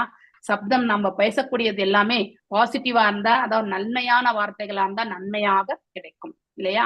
அதே வந்து நாம வந்து இன்டென்ஷன்ஸ் வந்து நமக்கு வேணும், இது இந்த ஒரு செயலுக்காக தான் நான் இந்த வேத மந்திரங்களை உச்சாரணம் பண்றேன் அப்படின்ற அந்த சங்கல்பத்தோட செய்யும் பொழுது அந்த குறிக்கோளும் நிறைவு. சோ அந்த மாதிரி ஒவ்வொன்றுமே வந்து நம்ம இன்டென்ஷன். இதே நம்ம வந்து மிருத்யுஞ்சய ஹோமம் வந்து நம்ம வந்து சிவபெருமானை சேவிக்கிறதுக்காக நாம வந்து பண்றோம் அப்படின்னாக்கா தட் இஸ் ஃபைன், அதுல எந்த இன்டென்ஷனுமே கிடையாது. ஏன்னா இஸ் எ டிவோட்டி இல்லையா? அவர் வந்து இஸ் எ வைஷ்ணவா, அவரை நாம சேவிக்கிறதுனால நமக்கு வந்து பகவானை சேவிக்கக்கூடிய அந்த பிராப்தம் கிடைக்கும். சோ நம்முடைய இன்டென்ஷன் என்ன அப்படிங்கிறது ரொம்ப ரொம்ப முக்கியம். ஆனா நாம ஜென்ரலா இதெல்லாம் வேறுபடுத்தி பார்க்கக்கூடிய அந்த பக்குவம் என்பது நமக்கு கிடையாது இல்லையா? நாம சங்கடத்துல உழண்டு கொண்டு. ஹரே கிருஷ்ண மாதாஜி. பிரத்யங்கரா தேவிக்கு மிளகா எதுக்காக போடுறாங்கன்னா, அவங்க போட்ட அந்த மிளகா நம்ம போட்டோம்னா கமரவே கமராது. அதே வீட்டுல ஒரு மிளகா ஒரு அடுப்புல விழுந்துட்டுனா எவ்வளவு ஊரத்துக்கு கமரவே கமராது. அவ்வளவு சக்தி வாய்ந்த பிரத்யங்கரா தேவி. பக்தி கொடுப்பவள், அவள் நல்ல பக்தி கொடுப்பவள். அதுதான் மாதாஜி, நீங்க அந்த தேவிக்கு பண்ணும் பொழுது கூட உங்களுடைய இன்டென்ஷன் என்ன அப்படிங்கறத வந்து நீங்க தெரிஞ்சுட்டு செய்யணும் இல்லையா? நீங்க ஏதோ ஒரு பலனை கருதி நீங்க அந்த இடத்துல வந்து நீங்க வந்து செஞ்சீங்கன்னா அது வந்து பலனை கருதி பண்ணக்கூடாது, அவங்களுக்காக நம்ம செய்யணும் யாகம். அதுதான் எனக்கு இப்ப இங்க நம்ம ஈவன் பக்தி ரசாமிரத சிந்துல கூட ரூப கோஸ்வாமி என்ன சொல்லியிருக்காரு, we should never disrespect the devatas அப்படின்னு. ஏன்னா they are all managing இந்த பிரபஞ்சத்தை வந்து அவங்க நமக்கு வந்து வரங்களை கொடுக்கறதுக்காக, நம்மள ரசிக்கிறதுக்காக தான் அவங்க இருக்காங்க. அப்படி இருக்கும்பொழுது அவங்கள நாம அவமரியாதை செய்யக்கூடாது. ஆனா அவர்களிடத்துல நாம வந்து எதிர்பார்ப்புகளோட நாம பக்தி பண்ணக்கூடாது. வீட்டுல 4 பேருக்கு ஏதாவது உடம்பு சரியில்லைன்னு உடனே மிருத்யுஞ்சய ஹோமம் பண்ணுவாங்க மாதாஜி. ஏன்னா உங்களுக்கு அதுல எதிர்பார்ப்பு இருக்கும், இவங்களுக்கு எல்லாம் உடம்பு ஹெல்த் நல்லா ஆக்கணும் அப்படிங்கிற ஒரு இதுலதான் செய்யறாங்க மாதாஜி. எதிர்பார்ப்பு அப்படிங்கிறது அந்த வேறுபாட நம்ம நோய் நொடி இருந்து வீட்டுல சண்டை சச்சரவு இருந்தாக்க உடனே ஒரு ஹோமம் பண்றது மாதாஜி. அப்ப அதுல பலன் எதிர்பார்த்துதான் செய்யறாங்க மாதாஜி. கரெக்டா இல்லையா? அதுதான் ஃபிளவரி வேர்ட்ஸ். அதனாலதான் நம்ம வேதங்களை ஈர்க்கப்படுகின்றோம். அங்க பக்தியோ மரியாதைக்காகவோ நம்ம மரியாதை நிமித்தமாகவோ இல்ல நம்மள தேவர்கள் எல்லாம் நமக்கு ரட்சணை கொடுக்குறாங்களேன்றதுக்காக அவங்களுக்கு தேங்க்ஸ் கிவிங் வித் கிராட்டிடியூடோ நம்ம எதுவும் பண்றது கிடையாது. பண்றோமா? சும்மா இருக்கும்போது எப்பயாவது நம்ம மிருத்யுஞ்சோமம் பண்றோமா, பிரத்யங்க ஹோமம் பண்றோமா? கண்டிப்பா கிடையாது, கண்டிப்பா கிடையாது. சோ எதையாவது ஒண்ணு இன்வெஸ்ட்மெண்ட் பண்ணா அதுல என்ன வரும் அப்படின்னு நினைச்சுட்டு தான் நம்ம செய்யறோம். அப்ப நம்ம வேதங்களுடைய அந்த அந்த அந்த உச்சாடனத்தினுடைய இதுல நாம ஈர்க்கப்படுகின்றோம் இல்லையா? வேதங்களால் நாம ஈர்க்கப்படுகின்றோம். அது எதற்கு? நம்முடைய சுய பலனுக்காக. அத்தகைய செயல் தான் நாம் செய்யக்கூடாது. அப்போ நாம் என்ன பண்றோம்? It is we are giving a bright. அந்த தேவதை கூட ஏன்னா அவங்களும் சத்துவகுணத்துலதான் இருக்காங்க. அவங்கள நம்ம துதிக்க துதிக்க நீ அதை எனக்கு இதை பண்ணு பண்ணு பண்ணுன்னு சொல்லிட்டு நம்ம அவங்களுக்கு செய்யும் போது என்ன ஆகுதுன்னா they are bound to that. இப்போ சத்துவத்துல இருக்கிறவங்க கிட்ட நீங்க போகும்பொழுது எதையோ ஒன்று எதிர்பார்த்து போயிட்டு அவங்களுக்கு நம்ம சேர்க்கும் போது சத்துவகுணம்ல இயற்கையில இருக்கிறவங்க அவங்க ஏதாவது நமக்கு கூட திருப்பி கொடுக்கணும்னு தான் நினைப்பாங்க இல்லையா? அதே நீ பண்ணுவ அப்படின்னு நான் வந்துட்டேன் அப்படின்னும் போது ஐயோ நம்மளே நம்பி வந்துட்டாங்களே அப்படின்னு சொல்லிட்டு அவங்க என்ன பண்ணுவாங்க? அவங்க நமக்கு செய்வாங்க. ஆனா சில சமயத்துல என்ன ஆகும்னாக்கா there is a fall down also இல்லையா? சில தேவதைகளுக்கு எல்லாம் உக்ரமா கோவம் ஒன்று செஞ்சுட்டே இருந்தது செய்யாம நிறுத்திட்டோம்னா நமக்கு ரொம்ப நம்ம கஷ்டத்தை கொடுப்பாங்க அப்படின்லாம் நம்ம பெரியவங்க சொல்றதை நம்ம கேட்டிருக்கோம் இல்லையா? அது ஏன்னா நம்ம பெரியவங்க அங்க கமிட்மெண்ட் பண்ணிருப்பாங்க. இதை நான் வம்சம் வம்சமா நான் செஞ்சுட்டு போவேன், என்னுடைய வழியில வரவங்க எல்லாருமே செய்துட்டு போவாங்க. இந்த மாதிரி பிரார்த்தனைகள் எல்லாம் நம்ம கண்டிப்பா செய்யறோம் இல்லையா? ஆனா பிற்காலத்துல நாளைக்கு என்னுடைய பையனே அதை செய்வானான்றது கேரண்டி கிடையாது. நாளைக்கு நானே செய்வேனான்றதே கேரண்டி கிடையாது. Why we need to commit இல்லையா? ஏன் வெறுமனே பக்தி மட்டும் பண்ணிட்டு போகக்கூடாது இல்லையா? வெறுமனே பக்தி பண்ணா அவங்களும் நம்ம கிட்ட எதிர்பார்ப்பு இருக்காது. We are making the டிவோட். தேவர்களையும் நம்ம கிட்ட எதிர்பார்ப்பு. இதுக்கு எக்ஸாம்பிள் நம்ம இந்திர பூஜை எடுத்துக்கலாமே இல்லையா? இந்திர பூஜை, சோ கோவர்தன பூஜை செய்யணும்னு சொல்லிட்டு பகவான் சொன்னார் இல்லையா? ஏன்னா ஒரு காலகட்டம் வரும் பொழுது தேவர்களையும் நம்ம என்ன பண்றோம்? கமிட்மெண்ட்டுக்கு எடுத்துட்டு வந்துடுறோம். நம்ம we are giving a bright by praying. அவங்க இது செஞ்சா அதை நமக்கு அது செய்யணும்னு சொல்லிட்டு. ஆனா உண்மையிலே வர்ண பகவானை நம்ம இவ்வளவு அதாவது மழை கொடுத்து எங்களை செழிப்பா இருக்க வச்சு சூரிய பகவானுக்கும் வர்ண பகவானுக்கும் நம்ம பிரார்த்திச்சு நல்ல உணவு எல்லாமே இந்த பிரபஞ்சத்துல படைக்கிறதுக்கான மார்க்கத்தை கொடுத்தீங்க அப்படின்னு நினைச்சுன்னு அவங்களுக்கு ஒரு கிராட்டிடியூடோட நம்ம ஒரு பூஜை செஞ்சோம்னா அதுல எந்த எதிர்பார்ப்புமே இருக்காது. ஆனா அதை விடுத்துட்டு நம்ம நமக்கு எப்பயாவது வறட்சி வந்தப்போ இந்த பூஜை செஞ்சா அந்த மழை பெஞ்சிரும்னு சொல்லுவாங்க இல்லையா? அப்போ அந்த பூஜை செய்வோம் நம்ம இல்லையா? ரெகுலரா நம்ம அந்த இது செய்ய வேண்டியதை நம்ம செஞ்சிருக்க மாட்டோம். அந்த மாதிரி சோ தேவ வழிபாடு செய்யும் பொழுது எதிர்பார்ப்புகள் என்பது ஆட்டோமேட்டிக்கலி வந்துடும். நாம் என்னதான் நம்ம ஏன்னா அவங்களும் பௌதீகத்துலதான் இருக்காங்க, நாமளும் பௌதீகத்துலதான் இருக்கோம். நாம அவங்களுக்கு செய்துட்டே இருக்கிறத நிறுத்தினா அவங்களுக்கு கண்டிப்பா கோபம் வரும் இல்லையா? அதனால நமக்கு அதாவது நம்ம பகவத்கீதையில கூட அதுதான் வாசிக்கிறோம். பகவான் சொல்றார் மனிதர்களுக்கும் தேவர்களுக்கும் இடையில ஒத்துழைப்பு என்பது கண்டிப்பா தேவை இல்லையா? அதாவது நாம அவங்களுக்கு கிராட்டிடியூடோட ரெஸ்பெக்ட்ஸ், இன் டியூ ரெஸ்பெக்ட்ஸ். அதுதான் நம்ம எவ்ரி இயர் நாம என்ன பண்றோம்? சங்கராந்தி வரும்பொழுது, பொங்கல், தைப்பொங்கல் வரும்போது ஃபர்ஸ்ட் படையிலே சூரிய பகவானுக்கு தான் நம்ம கொடுக்கணும். தட் இஸ் த கிராட்டிடியூட் இல்லையா? சோ இனிமே வரக்கூடிய அந்த ஒரு ஆண்டு காலம் அவருடைய ரட்சணை என்பது கண்டிப்பா தேவை. சோ இவ்வளவு இந்த ஓராண்டு காலம் அவரை நம்மளை ரட்சித்தார் அப்படின்னு நினைச்சுட்டு அவருக்கு அது படையல் போடணும் இல்லையா? இப்போ வருங்காலத்துல அவர் கண்டிப்பா பாப்பாரு அப்படிங்கிற அந்த மனசோட போற. நீ அடுத்த காலத்துல எனக்கு இதையே செய்யி அப்படின்னு எதிர்பார்த்துட்டு கேட்கக்கூடாது இல்லையா? அது தவறு. கமிட்மெண்ட்ஸ் வச்சுக்க கூடாது. That is the problem. சங்கல்பங்கள், கமிட்மெண்ட்ஸ் எல்லாமே உணர்வோடு வழிபடலாம், கண்டிப்பா வச்சுக்க கூடாது. அது மிக மிக தவறான ஒன்று. நன்றியை தான் நம்ம செலுத்தணும். கிராட்டிடியூட் அண்ட் ரெஸ்பெக்ட், இது ரெண்டு தான் நம்ம செய்ய வேண்டியது தேவர்களுக்கு. ஆனா அதை நாம என்ன பண்றோம்? ஒரு குறிப்பிட்ட தேவதை மீதை வச்சுட்டு நமக்கு ஒரே பலனே போறோம் அப்படின்னு உட்கார்ந்து இருக்க கூடாது. அனைத்து தேவர்களையுமே ஒரே போலதான் பார்க்கணும் நம்ம. அது மிக மிக முக்கியமானது இல்லையா? ஆனா எனக்கு இந்த தேவதை தான் பிடிக்கும்னு நினைச்சுட்டு நாம என்ன பண்றோம்? எஸ், பகவான் நமக்கு எதுக்கு ஊர்ஜிதப்படுத்துறார்? நம்ம எதையுமே வணங்காம இந்த ஆத்மகா நிலையில போயிடக்கூடாதுன்றதுக்காக தான் பகவான் ஓகே நீ இந்த குறிப்பிட்ட தேவதையை வணங்குறியா, வேற எதுவுமே செய்யலையா, ஓகே நீ இந்த தேவதையை வணங்கு அப்படிங்கறத உள்ளுக்குள்ள இருந்து நமக்கு ஊர்ஜிதப்படுத்துறார் இல்லையா? ஆனா நாம என்ன பண்றோம்?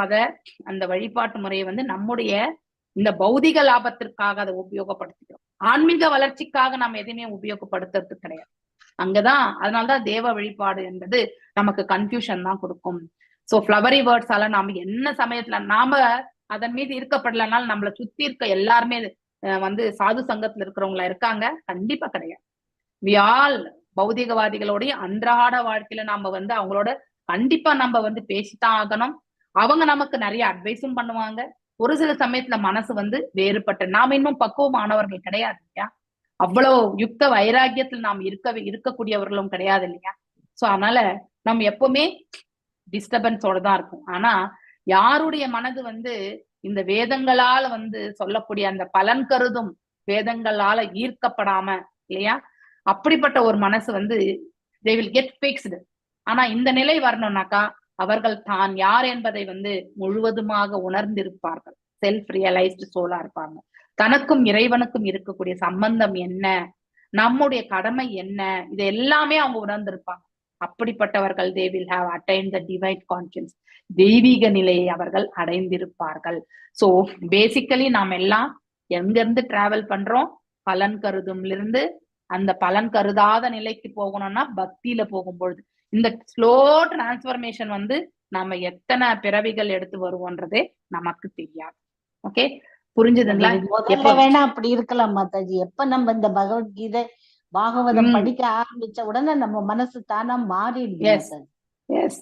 வி ஹாவ் டு மாறிடுறதுன்றது ஒருத்தர் ரியலைசேஷன். எல்லாருக்கும் அது உங்க அளவுக்கு ரியலைசேஷன் வந்து எனக்கு இருக்காது, என்ன அளவுக்கு ரியலைசேஷன் புஷ்பா மாதாஜிக்கு இருக்காது இல்லையா? ஒவ்வொருத்தருடைய ரியலைசேஷன் வேறுபட்ட நிலையில தான் இருக்கும். ஏன்னா அன்றாட வாழ்க்கையில நாம சந்திக்கக்கூடிய மனிதர்களும் வேறு இல்லையா? நான் சந்திக்கக்கூடிய மனிதர்கள் நீங்க சந்திக்க முடியாது இல்லையா? த வே ஆஃப் ஒர்க்கிங்ஸ், நம்ம இருக்கக்கூடிய என்விரான்மெண்ட், இது எல்லாமே வந்து வேறுபட்டது. அதனால நாம இந்த சுத்த சத்துவத்துல போய் நிலை கொள்ளணும்னா கூட நமக்கு வந்து நம்ம என்விரான்மெண்ட் கூட நமக்கு சப்போர்ட்டிவா இருக்கணும். அதனால்தான் நம்ம பகவானுக்கு பக்தி கொள்ளும் பொழுது நம்ம கூட நம்ம இருக்கக்கூடியவங்க எல்லாருக்குமே வந்து பகவானை பக்தி பண்ணக்கூடிய அந்த பாதையை வந்து ஏற்படுத்தி கொடுக்கட்டோம்னு நம்ம பிரார்த்திக்கணும். பிரேயர்ஸ் ஆர் டிஃபரெண்ட், சங்கல்பம் இஸ் டிஃபரெண்ட். ஓகே, பிரேயர்ஸ் வந்து எந்த ஒரு எதிர்பார்ப்பும் இல்லாமல் செய்யறது வந்து பிரேயர்ஸ். ஓகே, அனைவருமே நன்மை அடையட்டும்னு சொல்றதுதான் வந்து பிரார்த்தனை. ஓகே, பிரார்த்தனையும் சங்கல்பமும் ஒன்று கிடையாது. அதை எப்பயுமே கன்ஃபியூஸ் பண்ணக்கூடாது. சங்கல்பம் என்பது நமக்கு எதிர்பார்ப்பு, எக்ஸ்பெக்டேஷன், அதற்காக அந்த காரியத்தை நம்ம செய்யணும். அப்ப அந்த எக்ஸ்பெக்டேஷனோட செய்யும் பொழுது அது நம்மள பந்தப்படும். We are getting bonded. அதனுடைய நன்மையும் தீமையும் எல்லாமே நமக்கு தான் வரும் இல்லையா? அதே வந்து பிரார்த்தனைகள் என்பது எந்த ஒரு எதிர்பார்ப்பும் இல்ல செய்கின்றோம். அதனால நமக்கு அதனுடைய பலன்கள் வந்து நமக்கு என்னைக்குமே பந்தப்படுத்தாது. நல்ல ஒரு பக்குவத்தை வந்து நமக்கு ஏற்படுத்தி கொடுக்கும். அதுதான் நமக்கு கிடைக்கக்கூடிய பலன். நம்ம அதாவது ஹிருதயத்துல இருக்கக்கூடிய ஆன்மாவுடைய மேல இருக்கக்கூடிய அழுக்கை எல்லாமே அது வந்து கண்டிப்பா இல்லையா? காம, குரோத, லோப, மோக, மத, மக்ஷரம், இந்த 6 விதமான நிலைகள்ல இருந்து அந்த ஆத்மா வந்து கண்டிப்பா விலகி வந்துடும். சோ அந்த அழுக்குகள் எல்லாமே வந்து கலைந்து விடும். இந்த ஒரு நிலைதான் நமக்கு வரும். இதுதான் நமக்கு தேவையான பலஸ்ருதியே. நமக்கு தேவையான பலஸ்ருதி எதுனாக்கா நாம யாரு அப்படிங்கறத உணர்ந்து தூய்மையான நிலையை அடைவதுதான் வந்து பலஸ்ருதி. ஒரு ஆன்மா வந்து உண்மையிலே வந்து விடுதலை அடைந்திருக்கக்கூடிய நிலையில இருக்குன்னு அர்த்தம். எது வரைக்கும் இந்த நிலையை அடையவில்லையோ அது வரைக்கும் நாம இந்த கலங்கங்களுடைய ஏதோ ஒரு கலங்கத்தோடு வாழ்ந்துட்டு இருப்போம். அது எவ்வாறுனாக்கா நம்முடைய செயல்பாடுகள் மூலியமா அது தெரிய வரும். அந்த செயல்பாடுகள் எவ்வாறு நடைபெறுகிறது என்றால் இந்த 3 குணங்கள், இந்த இயற்கை ஆளக்கூடிய குணங்களுக்குள்ளேயே நாம வந்து ஒரு மனிதன் 3 கயிர்களால் கட்டப்பட்டு ஒரு புறம் சத்வம், ஒரு புறம் ரஜஸ், ஒரு புறம் தமஸ் இல்லையா? 18 days PPT-ல கண்டிப்பா இந்த பிக்சர் இருக்கும். நீங்க ஞாபகம் பண்ணீங்கன்னாக்கா, நீங்க நிறைய நாள் ஆச்சு படிச்சு, ஆனாலும் அந்த பிக்டோரியல் நம்ம மனசுல இருக்கு இல்லையா? கண்டிருக்கு மாதாஜி. எஸ், அதனால வேதங்களுடைய பலன் கருதும் செயல்கள், வேதங்களை வந்து பலன் கருதும் செயல்களுக்கு நாம உபயோகப்படுத்த கூடாது. ஆனா நம்முடைய சங்கடத்துக்கு நம்ம தீர்வு தேடின்னு போனோம்னா அது வந்து நமக்கு வந்து பந்தத்தை ஏற்படுத்தும். அந்த பந்தம் நமக்கு கர்ம பந்தனமா மாறும் பொழுது நமக்கு வந்து நம்ம மீண்டும் வந்து இந்த பிரபஞ்சத்துல வந்து பிறவி எடுப்போம். அது எதன் அடிப்படையில? நம்ம கர்ம பலனுக்கு அடிப்படையில எந்த ரூபத்தை ஏற்போன்றது நிர்ணயிக்கப்படும். அதனால்தான் எந்த பக்தி செய்தாலுமே தேவர்களுக்கு நாம we have to show the respect and gratitude. அது ஒண்ணு நாம கண்டிப்பா செய்யணும். ஆனா இறைவனை வழிபடும் பொழுதே அதை நாம வந்து பகவானுக்காக நாம் அதை செய்யும் பொழுது அதற்குள்ளேயே வந்து அவை அனைத்தும் அடங்கிவிடும். அதனால தனித்தனித்து போய் நம்ம அதை செய்ய வேண்டிய அவசியம் கிடையாது. ஏன்னா அவருடைய திருமேனில தான் எல்லாமே இருக்கிறது. தேவர்களும் அவருடைய திருமேனில தான் இருக்கு இல்லையா? சோ இங்க பிராமணர்கள், சத்திரியர்கள், வைசியர்கள், சூத்திரர்கள் எப்படி அவருடைய அந்த கேட்டகரி நம்ம எடுத்துட்டு வரோம் இல்லையா? படைக்கப்படும் காலத்துல வந்து தலைப்பகுதி இதெல்லாமே வந்து தேவர்களுக்கு தான் வந்து புஜம் மற்றும் இந்த தலைப்பகுதியில வந்து தேவர்கள் இருக்கிறாங்க அப்படிங்கிறது வந்து சொல்லப்படுகிறது. அதுக்கப்புறம் நாமெல்லாம் மனிதர்கள் எல்லாம் இந்த 84 லட்சம் விதமான ஸ்பீஷீஸோட நம்ம வந்து அந்த கேட்டகரைசேஷன் வரும். ஓகே. ஆனா முதல் படைக்கப்படுவது தேவர்கள். அவர்களுக்கு ஸ்பெஷல் பெனிடிக்ஷன்ஸ் உண்டு, வரங்கள் உண்டு இல்லையா? அவர்களுடைய குணாதிசயம் எப்பவுமே பிக்சட் எதுல இருக்கும்? சத்துவத்துல இருக்கும். சத்துவமும் வந்து கட்டுண்ட நிலைதான் இல்லையா? ஏன்னா அவர்களுக்கு சந்தோஷம்.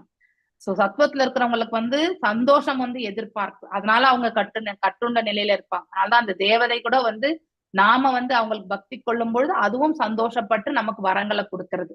ஆனா நம்ம வழிபட்டுட்டே இருந்து நம்ம வழிபடாம விட்டுட்டோம்னா இவங்க எதிர்பார்ப்பு வரும். அப்ப நம்ம வழிபாடை நிறுத்தணும்னா நமக்கு சங்கடம் வரும். அதனாலதான் நாம எதையுமே எதிர்பார்க்காம அவங்களுக்கு வழிபாடு செய்யணும். அப்ப அவங்களுக்கு அந்த ப்ராப்ளம் இருக்காது. அந்த தேவதை கிட்ட என்கிட்ட இது வேணும் அப்படின்னு நினைச்சுட்டு செய்யும் பொழுது கண்டிப்பா எதிர்பார்ப்பு நம்ம கிட்டயும் அந்த தேவதைக்கு வரும். சோ இதுதான் நம்ம செய்யக்கூடிய தவறு. ஓகே மாதாஜி, அது வந்து நமக்கு என்ன வேணுங்கிறத அவருக்கு தெரியணும்ல, நம்ம சொன்னாதானே தெரியும். யாருக்கு?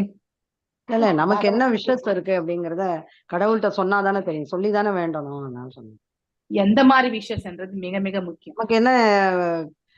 நமக்கு என்ன சாங்ஷன் ஆகணும் அப்படிங்கறத நம்ம கேட்கணும்ல. பகவானுக்கு தெரியாதுதான் மாதாஜி. நமக்கு எது நல்லதுன்றது அவருக்கே தெரியும் மாதாஜி. புரியுதுங்களா? நாம இதுதான் பர்டிகுலரா நம்ம கேட்கிறோம்னா அது நமக்கு நன்மைதான் தருமா தீமை தருமான்றது நமக்கு தெரியுமா? நமக்கு இப்ப பார்க்கும் பொழுது அது நன்மையா தெரியும். பிற்காலத்துல அது நமக்கு கொடுக்கக்கூடிய விளைவுகள் வந்து நாம ஸ்பெசிபிக்கா கேட்டோம்னா அதனுடைய பலன்கள் எல்லாம் நம்ம தான் அனுபவிக்கணும். அதே இறைவனுடைய பாதத்துல வந்து நம்மளை சமர்ப்பித்து விட்டால் நமக்கு எது நன்மையோ பகவான் கொடுப்பார். அது நமக்கு வந்து பாக்குறதுக்கு அது நன்மையா இல்லாம கூட இருக்கலாம் அந்த சூழ்நிலையில. ஆனா பிற்காலத்துல அது நமக்கு பெரிய ஒரு நன்மையாவே கொடுக்கும். அதை உணர்றதுக்கான மார்க்கத்தையும் பகவான் நமக்கு கொடுப்பார். சோ பேசிக்கலி நமக்கு ஸ்ரத்தை இல்லையா, நம்பிக்கை முக்கியம். நம்பிக்கை வேணும் இல்லையா? நம்பிக்கை தான் எல்லாம் கடைசியில இதுலதான் அர்ச்சனை பண்றோம். இதுக்கு ஃபேமிலிக்காக தானே மாதாஜி அர்ச்சனை பண்றோம். மாதாஜி இன்னைக்கு பண்ணக்கூடாது. சொல்லியிருக்காங்க மாதாஜி இன்னைக்கு. அதாவது பிரார்த்தனை பண்ணுவதும் பகவானுக்கு பக்தி கொள்வதும் பகவானை திருப்திப்படுத்துவதற்காக இருக்கணுமே ஒழிய நம்ம குடும்ப நலனுக்காக நினைச்சிட்டு பண்ணக்கூடாது. குடும்பத்திற்காக நீங்க பிரார்த்தனை பண்ணுங்க. இதுதான் உங்களுக்கு சொன்னேன். சங்கல்பம் பண்ணக்கூடாது, பிரார்த்தனை பண்ணுங்க. தட் இஸ் அட்வைசபிள் இல்லையா? சங்கல்பம் பண்ணாலே நீங்க அந்த கட்டுண்ட நிலைக்கு இதுதான் வேணும்னு ஸ்பெசிபிக்ல உட்கார்ந்துருக்கீங்கன்னா இல்லையா? எஸ், நம்ம பிள்ளைங்க குடும்பம் எல்லாம் நல் வழியில போகட்டும் அப்படின்ற ஒரு பிரார்த்தனை வைக்கணுமே ஒழிய அவன் இப்படி இருக்கிறதுனால வந்து இதை வந்து நிவர்த்தி பண்ணு, இப்படி பண்ணு, இதை நான் செய்யறேன்ற அந்த வார்த்தை வந்து தேவதைகள் கிட்ட இல்ல, பகவான்கிட்ட கூட நம்ம வைக்க வேண்டாம். தேவையே கிடையாது. அவருக்கு தெரியாததா எந்த நன்மை தீமை நமக்கு நல்லதுன்ட்டு? நம்முடைய கர்ம பலனை வந்து இந்த சுச்சுவேஷன்ல அது தவறாக நமக்கு தோன்றும். ஆனா பிற்காலத்துல அதனுடைய படிப்பினை வந்து அந்த குடும்பத்துல இருக்கக்கூடியவங்களை வந்து பக்குவத்தை கொடுத்து விடும். சோ ஒரு அதாவது பாத்தீங்கன்னாக்கா பக்குவம் அடையணும்னா it is like razor blade மேல நடக்கிற மாதிரிதான் நமக்கு இல்லையா? சோ எப்ப வேணாலும் நம்ம சறுக்கி விழுந்தா ஒரு கட்டு வரும். பக்குவம் அடையிறது அதுக்கு சமமானதுதான். ஆனா நமக்கு அந்த சங்கடங்களை எல்லாம் பொறுத்துக்கு கொள்ளக்கூடிய அந்த சக்தி இல்லையா? அதாவது என்ன சொல்லுவோம், பொறுமை. இதுக்கு ஒரு எக்ஸாம்பிள் வந்து அதாவது புல்லாங்குழல் இல்லையா? புல்லாங்குழல் வந்து பகவானுடைய கையில புல்லாங்குழல் இருக்கு. ஆனா அது முதல்ல புல்லாங்குழலாவே இருந்துச்சா? கிடையாது. ஒரு மூங்கில் செடியா நின்றுட்டு இருந்தது. சோ பகவான்கிட்ட வந்து நான் உன்னை விட்டு எப்பவுமே நீங்காம இருக்கணும் அப்படின்னு சொல்லிட்டு புல்லாங்குழல் கேட்டதான். சோ அதாவது பேம்புவா இருக்கும் பொழுதே, அது மூங்கிலா இருக்கும் பொழுது. ஆனா அதுக்கு நீ நிறைய கஷ்டத்தை வந்து தாங்கிதான் நீங்க போகணும் அப்படின்னு பகவான் சொன்னாராம். அதுக்கு அது ஒத்துக்கிச்சான். சோ அதை கட் பண்றது, அந்த மூங்கில கட் பண்ணி அதை வந்து செதுக்கி அழகான துளைகள் போடும்போது அதுக்கு வலி இருந்தது.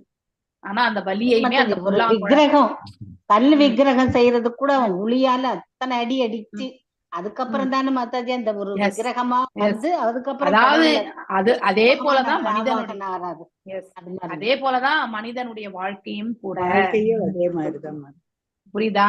மனிதனுடைய வாழ்க்கையும் அதே போன்றுதான். சோ நாம தயாரா அப்படிங்கறதுதான் அதாவது நம்மள நாம அனலைஸ் பண்ணிக்கணும். அதான் ரொம்ப முக்கியம். ஓகே, சோ பக்குவம் அடையறதுக்கு வந்து ரொம்ப ரொம்ப இம்பார்ட்டன்ட். இங்க வேதங்களை வந்து நாம என்ன பண்றோம், தவறான வகையில வந்து உபயோகப்படுத்துறோம். தேவ வழிபாடு கூட தவறான வழியில தான் நாம செய்யறோம். தேவ வழிபாடு கூடாது என்று கிடையாது. பக்குவம் அடையறதுக்கு எல்லாருமே ஒரே விதத்துல பக்குவம் இருக்க மாட்டாங்க. ஒருத்தருக்கு பக்குவம் அடையறதுக்கான மார்க்கம் கண்டிப்பா கிடைக்கும். ஒருத்தர் முன்னாடி போயிருக்கலாம், ஒருத்தர் பின்னாடி வரலாம். ஆனா அவரும் வந்து அந்த இடத்துல ஜாயின் பண்ற அளவுக்கு நாம அதுக்கான ஸ்பேஸ் கொடுக்கணும். ஓகே, ஆனா அவருடைய நம்பிக்கையை வந்து நாம கீழே தள்ளக்கூடாது. ஆனா குறிக்கோள் என்பது என்னன்னாக்கா, எதிர்பார்ப்புகளோட தேவ வழிபாடு செஞ்சாங்கன்னா அவங்க எத்தனை ஜென்மம் எடுத்தாலுமே மீண்டும் மீண்டும் இந்த இடத்துல பிறந்துதான் இருப்பாங்க. There is a commitment between the Devatha and the living entity and the human. அது வந்து கண்டிப்பா it is like a cycle. It will be coming after. அந்த சக்கரத்தை நம்ம உடைச்சு வரணும்னாக்கா பக்தின்னா என்ன, உண்மையான பக்தி எப்படி செய்யணும், இதெல்லாம் நம்ம தெரிஞ்சுக்கணும். அது தேவர்களா யாருமே பிறக்கலைன்னா மக்கள் தொகை இருக்காது இல்ல மாதாஜி? எல்லாருமே இறைவன்கிட்ட போயிட்டோம்னா மக்கள் தொகை இருக்காது. அப்படி எல்லாருமே ஒரே போல பக்குவம் எந்த இடத்துல நடக்கும்? 1000த்துல ஒருத்தர் தான் போக முடியும்னு சொல்லி. அதாவது there is a shloka in பகவத் கீதா இல்லையா? 1000 பேர்கள் வந்து பக்குவம் அடையறதுக்கு முயற்சி செய்வாங்க. அந்த 1000 பல்லாயிரம் பேர்கள்லயே வந்து கோடி பேர்லயே யாரோ ஒருத்தர் தான் பக்குவம் அடைவாங்க. அப்படி பக்குவம் அடையக்கூடிய அந்த 1000 பேர்ல கூட யாரோ ஒருத்தர் தான் இறைவனை வந்து உண்மையா புரிஞ்சு அவருடைய திருப்பாதங்களை சேர்ப்பாங்க. நல்ல பிளேஸ் கிடைக்கும், அடுத்த ஜெனரேஷன் நல்ல பிளேஸ் கிடைக்கும் பிரேயர் பண்ணிட்டே இருந்ததுனால. நல்ல prayers are different, sankalpa is different. நல்லா வேறு பண்ணிக்கோங்க. ஓகே, எதையா ஒண்ணு எதிர்பார்த்து செய்யறது சங்கல்பம் இல்லையா? எதையுமே எதிர்பார்க்காமல் பிரார்த்திக்கிறது வந்து பிரார்த்தனை. ஓகே, பக்தி. ஓகே, இந்த ரெண்டுக்கு வேறுபாடு கண்டிப்பா தெரியும். ஓகே, கிரமா பிரவருத்தி ரொம்ப சூப்பரா இருக்கு. ஹரே கிருஷ்ணா. இன்னைக்கு வந்து வெறுமனே நம்ம ஜெனரல் டிஸ்கஷனே ஆயிடுச்சு. பிரவருத்தியும் நிவர்த்தியும் இந்த வார்த்தை. பிரவருத்தியும் வந்து இந்த ஜட இன்பத்துல நாம வந்து பற்று கொண்டு செய்யறது வந்து பிரவருத்தி. ஓகே, அதாவது ஜடத்திலிருந்து நாம இது இங்க வந்து தப்பா கொடுத்திருக்காங்க. நிவர்த்தம் விடுபடுறது, பற்றற்று செய்யறது வந்து ஜடத்திலிருந்து விடுபட்டு செய்யறதுதான் வந்து நிவர்த்தி. ஓகே, சோ ஜென்ரலி ஞானிகள் வந்து நிவர்த்தி மார்க்கத்துல போவாங்க. ஓகே, ஞானிகள் வந்து ஆனா இந்த பிரவிர்த்தம் பத்தி பக்தியில இருக்கிறவங்க பிரவிர்த்தம் நிவர்த்தம் பத்தி யோசிக்க மாட்டாங்க. எதையுமே அவங்களுக்கு தேவை கிடையாது. எல்லாத்தையுமே கடந்ததுதான் பக்தி. இந்த நிவர்த்தியும் வேண்டாம், யமா நியமங்கள் எல்லாமே automatically it will fall down there இல்லையா? பக்தி என்பது வரும்பொழுது நமக்கு அதுக்கான ஞானத்தை வந்து இறைவன் கொடுப்பார். ஆனா எதையுமே எதிர்பார்க்காமல் செய்யக்கூடிய அந்த அனன்ன பக்தியில வரும்போது இந்த பிரவிர்த்தம் நிவர்த்தம் பத்தி நாம பெருசா வந்து யோசிக்க வேண்டியதே இல்லை. ஆனா பேஸ் லெவல்ல இருக்கிறவங்களுக்கு இதெல்லாம் கண்டிப்பா தேவை. ஏன்னா ஒருத்தர் போல ஒருத்தர் பக்குவம் கிடையாது இல்லையா? பக்குவ லெவலே ஒவ்வொருத்தருக்குமே வேறுபட்ட நிலையில இருக்கும். அதனால அதற்கேற்ற மாதிரி இறைவனுடைய கருணையும் உண்டு. ஓகே, கர்ம பிரவர்த்தி அப்புறம் ஸ்ரேயஸ்வர. ஆமா, ஜட என்ப அபிருதம் வேதே விவிச்யோபய லிங்கம் ஆஸ்ரிதம் விரோதித யௌகத ஹதைக கர்த்தரி தவ்யம் திவ்யம் ததா பிரம்மணி கர்ம நர்ச்சதி. கர்ம மீன்ஸ் செயல்கள் தான். சோ நல்கர்மமா துர்கர்மமா என்பது நாம் ஆற்றக்கூடிய செயல் மீது வரும். பிரவர்த்தி என்பது நம்ம இந்த ஜட உலகத்துல செய்யக்கூடிய பௌதீக செயல்கள். சோ அதனோட பௌதீக செயல்கள் நாம் எப்ப செய்வோம், பற்று கொண்டா மட்டும்தான் பௌதீக செயல்கள்ல ஈடுபாடு, அதுலயே நம்ம வந்து போயிட்டே இருக்கும். மேலும் வந்து நிவர்த்தியும் எப்ப வரும்னாக்கா நம்ம அந்த வேறுபடுத்தி பார்க்கக்கூடிய அந்த பக்குவம், எது நம்மள வந்து கட்டுண்ட நிலைக்கு எடுத்துட்டு போகும், எது நமக்கு விடுதலைக்கான மார்க்கத்தை கொடுக்கும் அப்படின்னு அந்த வேறுபடுத்தி பார்க்கக்கூடிய, அப்ப அந்த விடுதலைக்கான மார்க்கத்துல போறக்கூடியதுதான் நிவர்த்தி. ஓகே, ரெண்டுக்கும் ஒரே மீனிங் போட்டிருக்கு. பிரவருத்தினாலும் நிவர்த்தினாலும் நிவர்த்தியும் தப்பு. ஓகே, சோ அபி உறுதியாக, ருதம் உண்மை, வேதங்களில் விவிச்சிய வேறுபடுத்தி பார்த்தல், வேறுபடுத்தி பார்க்கறது. ஓகே, உபய லிங்கம் இவை இரண்டின் அடையாளங்களும் ஆஸ்ரிதம் அதாவது இவை இரண்டு எதுனாக்கா பிரவிற்த்தின் நிவிற்த்தின் இந்த ரெண்டுத்துக்கும் இருக்கக்கூடிய அடையாளங்கள். சோ ஆஸ்ரிதம் இயங்குதல், விரோதி விரோதமானது, தத் அது, யௌகதபக ஏக கர்த்தரி இரண்டு செயல்களும் ஒருவரிடத்தில் இருந்தால், திவ்யம் இரண்டு, ததா ஆகையினால், பிரம்மணி உன்னத நிலையை ஒத்தி ஒருவர், கர்ம செயல்கள் நிருச்சதி புறக்கணிக்கப்படுதல். வேதங்களில் இரண்டு விதமான செயல்களுக்கு வழிமுறைகள் உள்ளன இல்லையா?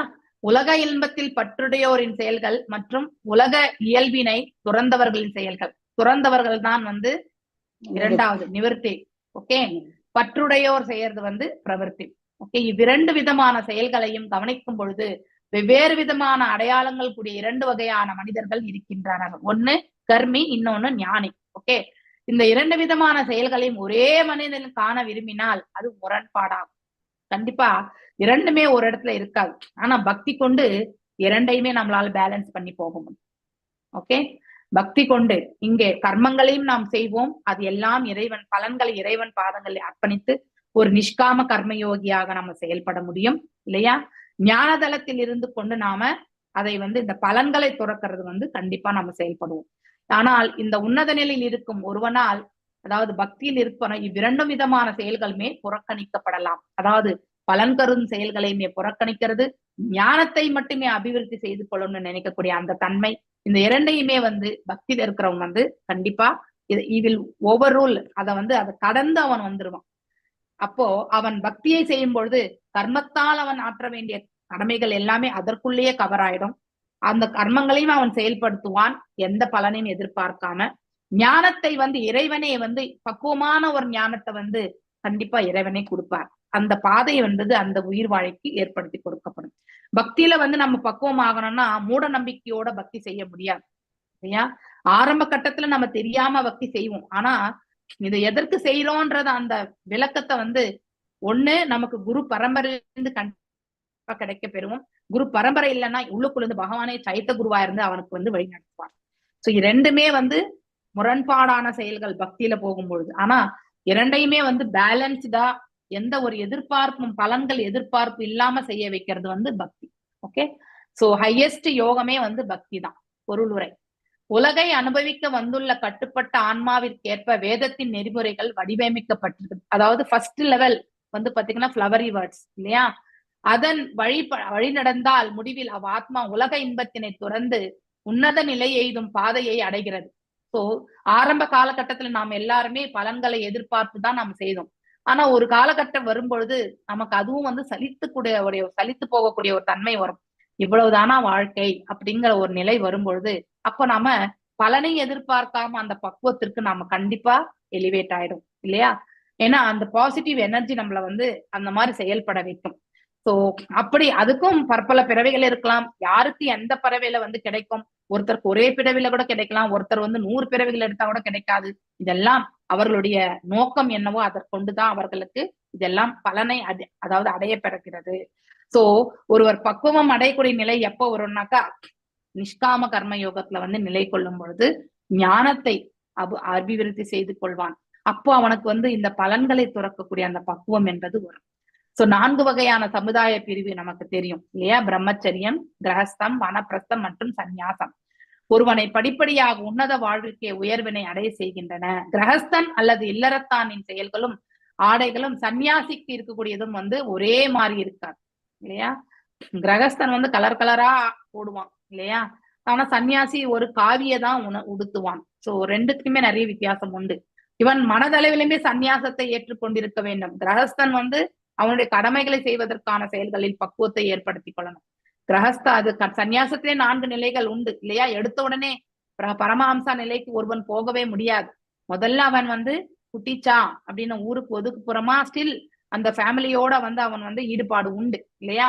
அதுக்கப்புறம் அதுலயே அவன் பக்குவம் அடையும் பொழுது பக்தியை செய்துட்டே போகும்பொழுது பகுதாக்கால வருவான். அப்படின்னா பல வீடுகளுக்கு சென்று அவனே மதுக்கரி பண்ணக்கூடிய அந்த செயல் இல்லையா? they will take the arms. So அந்த நிலைக்கு வரும். அப்ப வீட்டுல இருந்து சப்ளை அவன் எதிர்பார்க்கவே மாட்டான். எந்த வீட்டுல என்ன உணவு கொடுத்தாலும் அவன் உணவுன்ட்டு இல்ல, எதை கொடுத்தாலுமே அவன் ஏற்றுக்கொள்ளக்கூடிய அந்த நிலையில இருப்பான் இல்லையா? மூணாவது பரிவர்காச்சாரியா இல்லையா? அவர் ஒரு இடத்துல இருக்கவே மாட்டார். So you will be roaming இல்லையா? எக்ஸாம்பிள் நாரத மகரிஷி இல்லையா, பரிவர்காச்சாரிய நிலை. ஸோ ஒரு இடத்துல இருக்கவே மாட்டாங்க. அடுத்து வந்து பரமஹம்சா நிலை. பரமஹம்சா நிலையில வந்து ஏதோ ஒரு இடத்துல இருப்பாங்க, ஆனா யார்கிட்ட இருந்து எதையுமே எதிர்பார்க்க மாட்டாங்க, உணவு கூட எதிர்பார்க்க மாட்டாங்க. அப்படிப்பட்ட நிலை பரமஹம்ச நிலை இல்லையா. அம்சா என்பது அதாவது வேன் இல்லையா, அதாவது அன்னம், அன்னப்பறவை. அன்னப்பறவை இல்லையா. அது என்ன பண்ணும்னாக்கா அதுக்கு என்ன தேவையோ அது மட்டும்தான் எடுத்துக்கும், தேவையற்றதெல்லாம் அது ஃபுல்லா. அப்படின்னா அந்த பௌதீகத்திலிருந்து முழுவதுமாகவே அவர்கள் துண்டித்திருப்பார்கள். அவர் எக்ஸாம்பிள் துருவ மகாராஜ் எடுத்துக்கலாம் இல்லையா. 6 மாசத்திலே ஒரே சுவாசத்தை கொண்டு அவரால் வாழ முடிஞ்சதுன்னா அந்த அளவுக்கு வந்து பக்குவம். நாம் ஒரு சுவாசத்தை நம்மளால ஒரு நிமிஷத்துக்குள்ளே நம்ம எத்தனை சுவாசம் பண்ணுவோம் நமக்கே தெரியாது இல்லையா.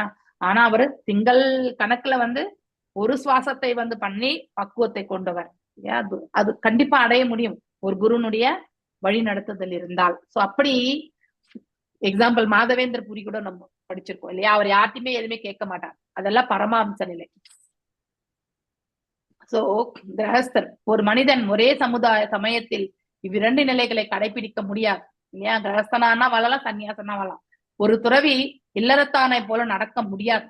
கண்டிப்பா ஒரு முறை சன்னியாசத்துக்கு போன பிறகு வந்து சம்சாரியான நிலைக்கு அவன் கண்டிப்பாக வருதலே முடியாது, வரவும் கூடாது. அது கரெக்டான அப்படின்னா அது சன்னியாச வாழ்க்கை கிடையாதுன்னு அர்த்தம். அது போல கிரகஸ்தனம் வந்து துறவியாக போல செயல்பட முடியாது வீட்டுல. கண்டிப்பா துறவி மனசளவுல நாம என்ன துறவத்தை வச்சிருக்கலாம், ஆனா வெளிப்புறத்துல வந்து நாம துறவரத்தை வந்து கண்டிப்பா கடைபிடிக்க முடியாது. அது நடவாத காரியமே கூட. இவ்வாறு உலக செயல்களில் ஈடுபடுவோர் மற்றும் அச்செயல்களை துறந்தோர் என்னும் இந்த இருவருமே மேலாக ஒருவர் இருக்கிறார். இந்த இருவரையுமே காட்டிலும் உத்தமமானவர். சோ இங்க சதி வந்து தன்னுடைய சிவபெருமானை பற்றி எடுத்துரைக்கிறாங்க. சிவபெருமான் உன்னத நிலையில் இருப்பவர், எப்பொழுதுமே பகவானை சேவித்துக் கொண்டே இருப்பவர். ஏனென்றால் முன்பே கூறியது போல அவர் எப்பொழுதும் தனக்குள் பகவான் வாசுதேவரை பற்றி நினைவிலே ஆழ்ந்திருப்பவர். இது பக்தி. ஆகையினால் இல்லறத்தானின் செயல்களும் துறவின் செயல்களும் அவருக்கு பொருந்துவது இல்லை. அப்படின்னா இதெல்லாம் அவர் செய்ய வேண்டியதே கிடையாது, இது ஆட்டோமேட்டிக்கலி அவர் அதுல எல்லாமே பக்குவம் அடைந்திருப்பார். சோ அப்படிங்கிறது பொருள். சோ அந்த அப்படின்னா கடமைகள் என்பதே இருக்காது அவர்களுக்கு. அப்படின்னா கடமையே இருக்காதான்னாக்கா கிடையாது. அவர்கள் எந்த செயலையுமே இறைவன் தொண்டாக ஆற்றிக்கொண்டிருப்பார்கள். அப்ப அது கடமை கிடையாது. எப்ப நாம் இறைவன் தொண்டு என்கின்றோமோ அந்த இடத்துல வந்து அது கடமையாக கருதுவது கிடையாது, அது பக்தி செயல் என்று சொல்லப்படுவது. அது போலதான் நம்முடைய இல்லத்துல கூட நாம ஒவ்வொரு செயலுமே இறைவனுடைய தொண்டாக நாம் ஆற்றிக்கொண்டு போனால் அது நமக்கு கடமையாகவே தெரியாது, அது எல்லாமே தெய்வீகமான செயல்களாக மாறிவிடும். சோ அப்படிப்பட்ட செயல்ல தான் நாம பக்தர்கள் வந்து அவ்வாறுதான் பக்குவம் அடையணும். அதுதான் பாதையும் கூட. துறவின் செயல்களும் அவருக்கு பொருந்துவது இல்லை. அவர் வாழ்வின் மிக உயர்ந்த நிலையான பரமஹம்ச நிலையில் இருப்பவர். சோ சிவபெருமானின் உன்னத நிலையை பற்றி பகவத்கீதையில இப்பதான் அந்த 2 ஸ்லோகம் படிச்சோம் இல்லையா. அதனால இங்க தக்ஷன் நினைக்கிற மாதிரியே இந்த வார்த்தை சொல்றாங்கன்னா அவர் பரமஹம்ச நிலை. சோ இந்த என்னது வேத சாஸ்திரங்கள் எல்லாமே ரிச்சுவல்ஸ் எல்லாம் அவர் பண்ண வேண்டியதே இல்லை. ஏன்னா ஹீஸ் ஆல்வேஸ் அப்சர்வ்ட் இந்த பகவானுடைய உன்னதமான அந்த பக்தியில வந்து எப்பொழுதுமே வந்து நிலை பெற்றிருக்கிறார், ஆழ்ந்திருக்கிறார். அதனால அவர் தனித்து வந்து யாகசாலையை அமைத்து வந்து யஜ்ஞங்கள் பண்ண வேண்டிய அவசியமே கிடையாது. அதெல்லாம் நம்மள மாதிரி இருக்க ஆளுங்களுக்கு தான் இல்லையா. சோ அவர் வேத கட்டளைகள் கீழ்ப்படிதல் அல்லது தேவர்களின் பல்வேறு விதமான விதிகளையும் நெறிகளையும் பின்பற்றுதல் போன்றவை எல்லாம் அவருக்கு கிடையாது. பல்வேறு விதமான கவர்ச்சிகளையும் அடைவதற்கு வேத கட்டளைகள் எல்லாம் தாண்டி எப்பொழுதும் உன்னதமான நினைவிலேயே முழுவதும் ஆழ்ந்திருந்ததால் அவர் அதையெல்லாம் கடந்து வந்தாச்சு. இன்னொரு எக்ஸாம்பிள் நாம கோபியர்களை சொல்லலாம் இல்லையா. அவங்க ஏதாவது ரூல்ஸ் அண்ட் ரெகுலேஷன்ஸ் ஃபாலோ பண்ணிட்டு இருந்தாங்களா? கிடையாது. ஆனா அதெல்லாம் அந்த செயல்கள் எல்லாம் அவங்க அந்த கோட்டாவை முடிச்சுட்டு தான் கோபியர்களா வந்திருக்காங்க. ஓகே. சோ எல்லாத்துக்குமே ஒரு quota, completion of that quota next level, அப்படிதான் நம்ம போகிறது. அப்பொழுது அவர் இருக்கும் நிலையே பக்தி யோகம் அல்லது சமாதி என்னும் மெய்மறந்த நிலையாகும். இந்நிலையினே எய்திய ஒருவருக்கு இன்பத்தினை உணரும் வேத செயல்களோ அல்லது துறவனம் கொண்டோரின் செயல்களோ, அதாவது சங்கடம் மற்றும் சந்தோஷம் இரண்டுமே அவருக்கு ஒன்று போல இருக்கும். ஓகே. சோ இது சங்கடம் வந்துடுச்சேன்னு அவர் தோழவும் மாட்டார், அதே மாதிரி வந்து சந்தோஷமா இருக்குன்றத அகங்காரமும் வெளிப்படுத்த மாட்டார். இரண்டையுமே ஒன்றாக பாவிக்கக்கூடிய அந்த சமாதி நிலையில் இருக்கக்கூடிய சமநோக்குடைய அந்த மனநிலை வந்து வரும். சோ அந்த நிலையில தான் வந்து இப்ப சிவபெருமான் இருக்கார். ஓகே. நான் இன்றைக்கு இதோட நிறுத்துறேன். இன்னைக்கு ஒரே சோகம் தான் முடிஞ்சது. ஆனா எதற்கு தேவ வழிபாடு, தேவ வழிபாடு தேவ வழிபாடு எதற்கு செய்யக்கூடாது அப்படின்னா, தேவ வழிபாடு செய்யாம இருந்தா அது எங்க கவர் ஆகுது, அதுக்கப்புறம் தேவ வழிபாடு அப்படி செய்தே ஆகணும்ன்ற பட்சத்துல எவ்வாறு செய்யணும், இத்தனையுமே நாம இந்த ஒரு ஸ்லோகத்திலேயே நமக்கு நன்னா தெரிய வந்துச்சு இல்லையா? சோ வேதங்கள் 90% ஃபிளவரி வேர்ட்ஸ் தான் நம்ம அப்சர்வ் பண்றது, 10% தான் நம்ம பக்குவமா அதை உபயோகப்படுத்தக்கூடிய நிலையில நம்ம உபயோகப்படுத்துறோம். சோ அப்போ அந்த 10%ல நம்ம இறைவனை பற்றி தெரிந்து கொள்ளக்கூடிய ஒரு மார்க்கத்தை நமக்கு அது ஏற்படுத்திக்கும். ஓகே, வாஞ்சகல்பதாருத்யஸ்ய கிருபா சிந்துப்யேவ ச பதிதனாம் பாவனேப்யோ வைஷ்ணவேப்யோ நமோ நமः. அனந்த கோடி வைஷ்ணவ விருந்துக்கு ஜெய். நாமாச்சாரிய ஹரிதாஸ் தாகூர் की जय. हरे कृष्णा कृष्ण कृष्ण हरे हरे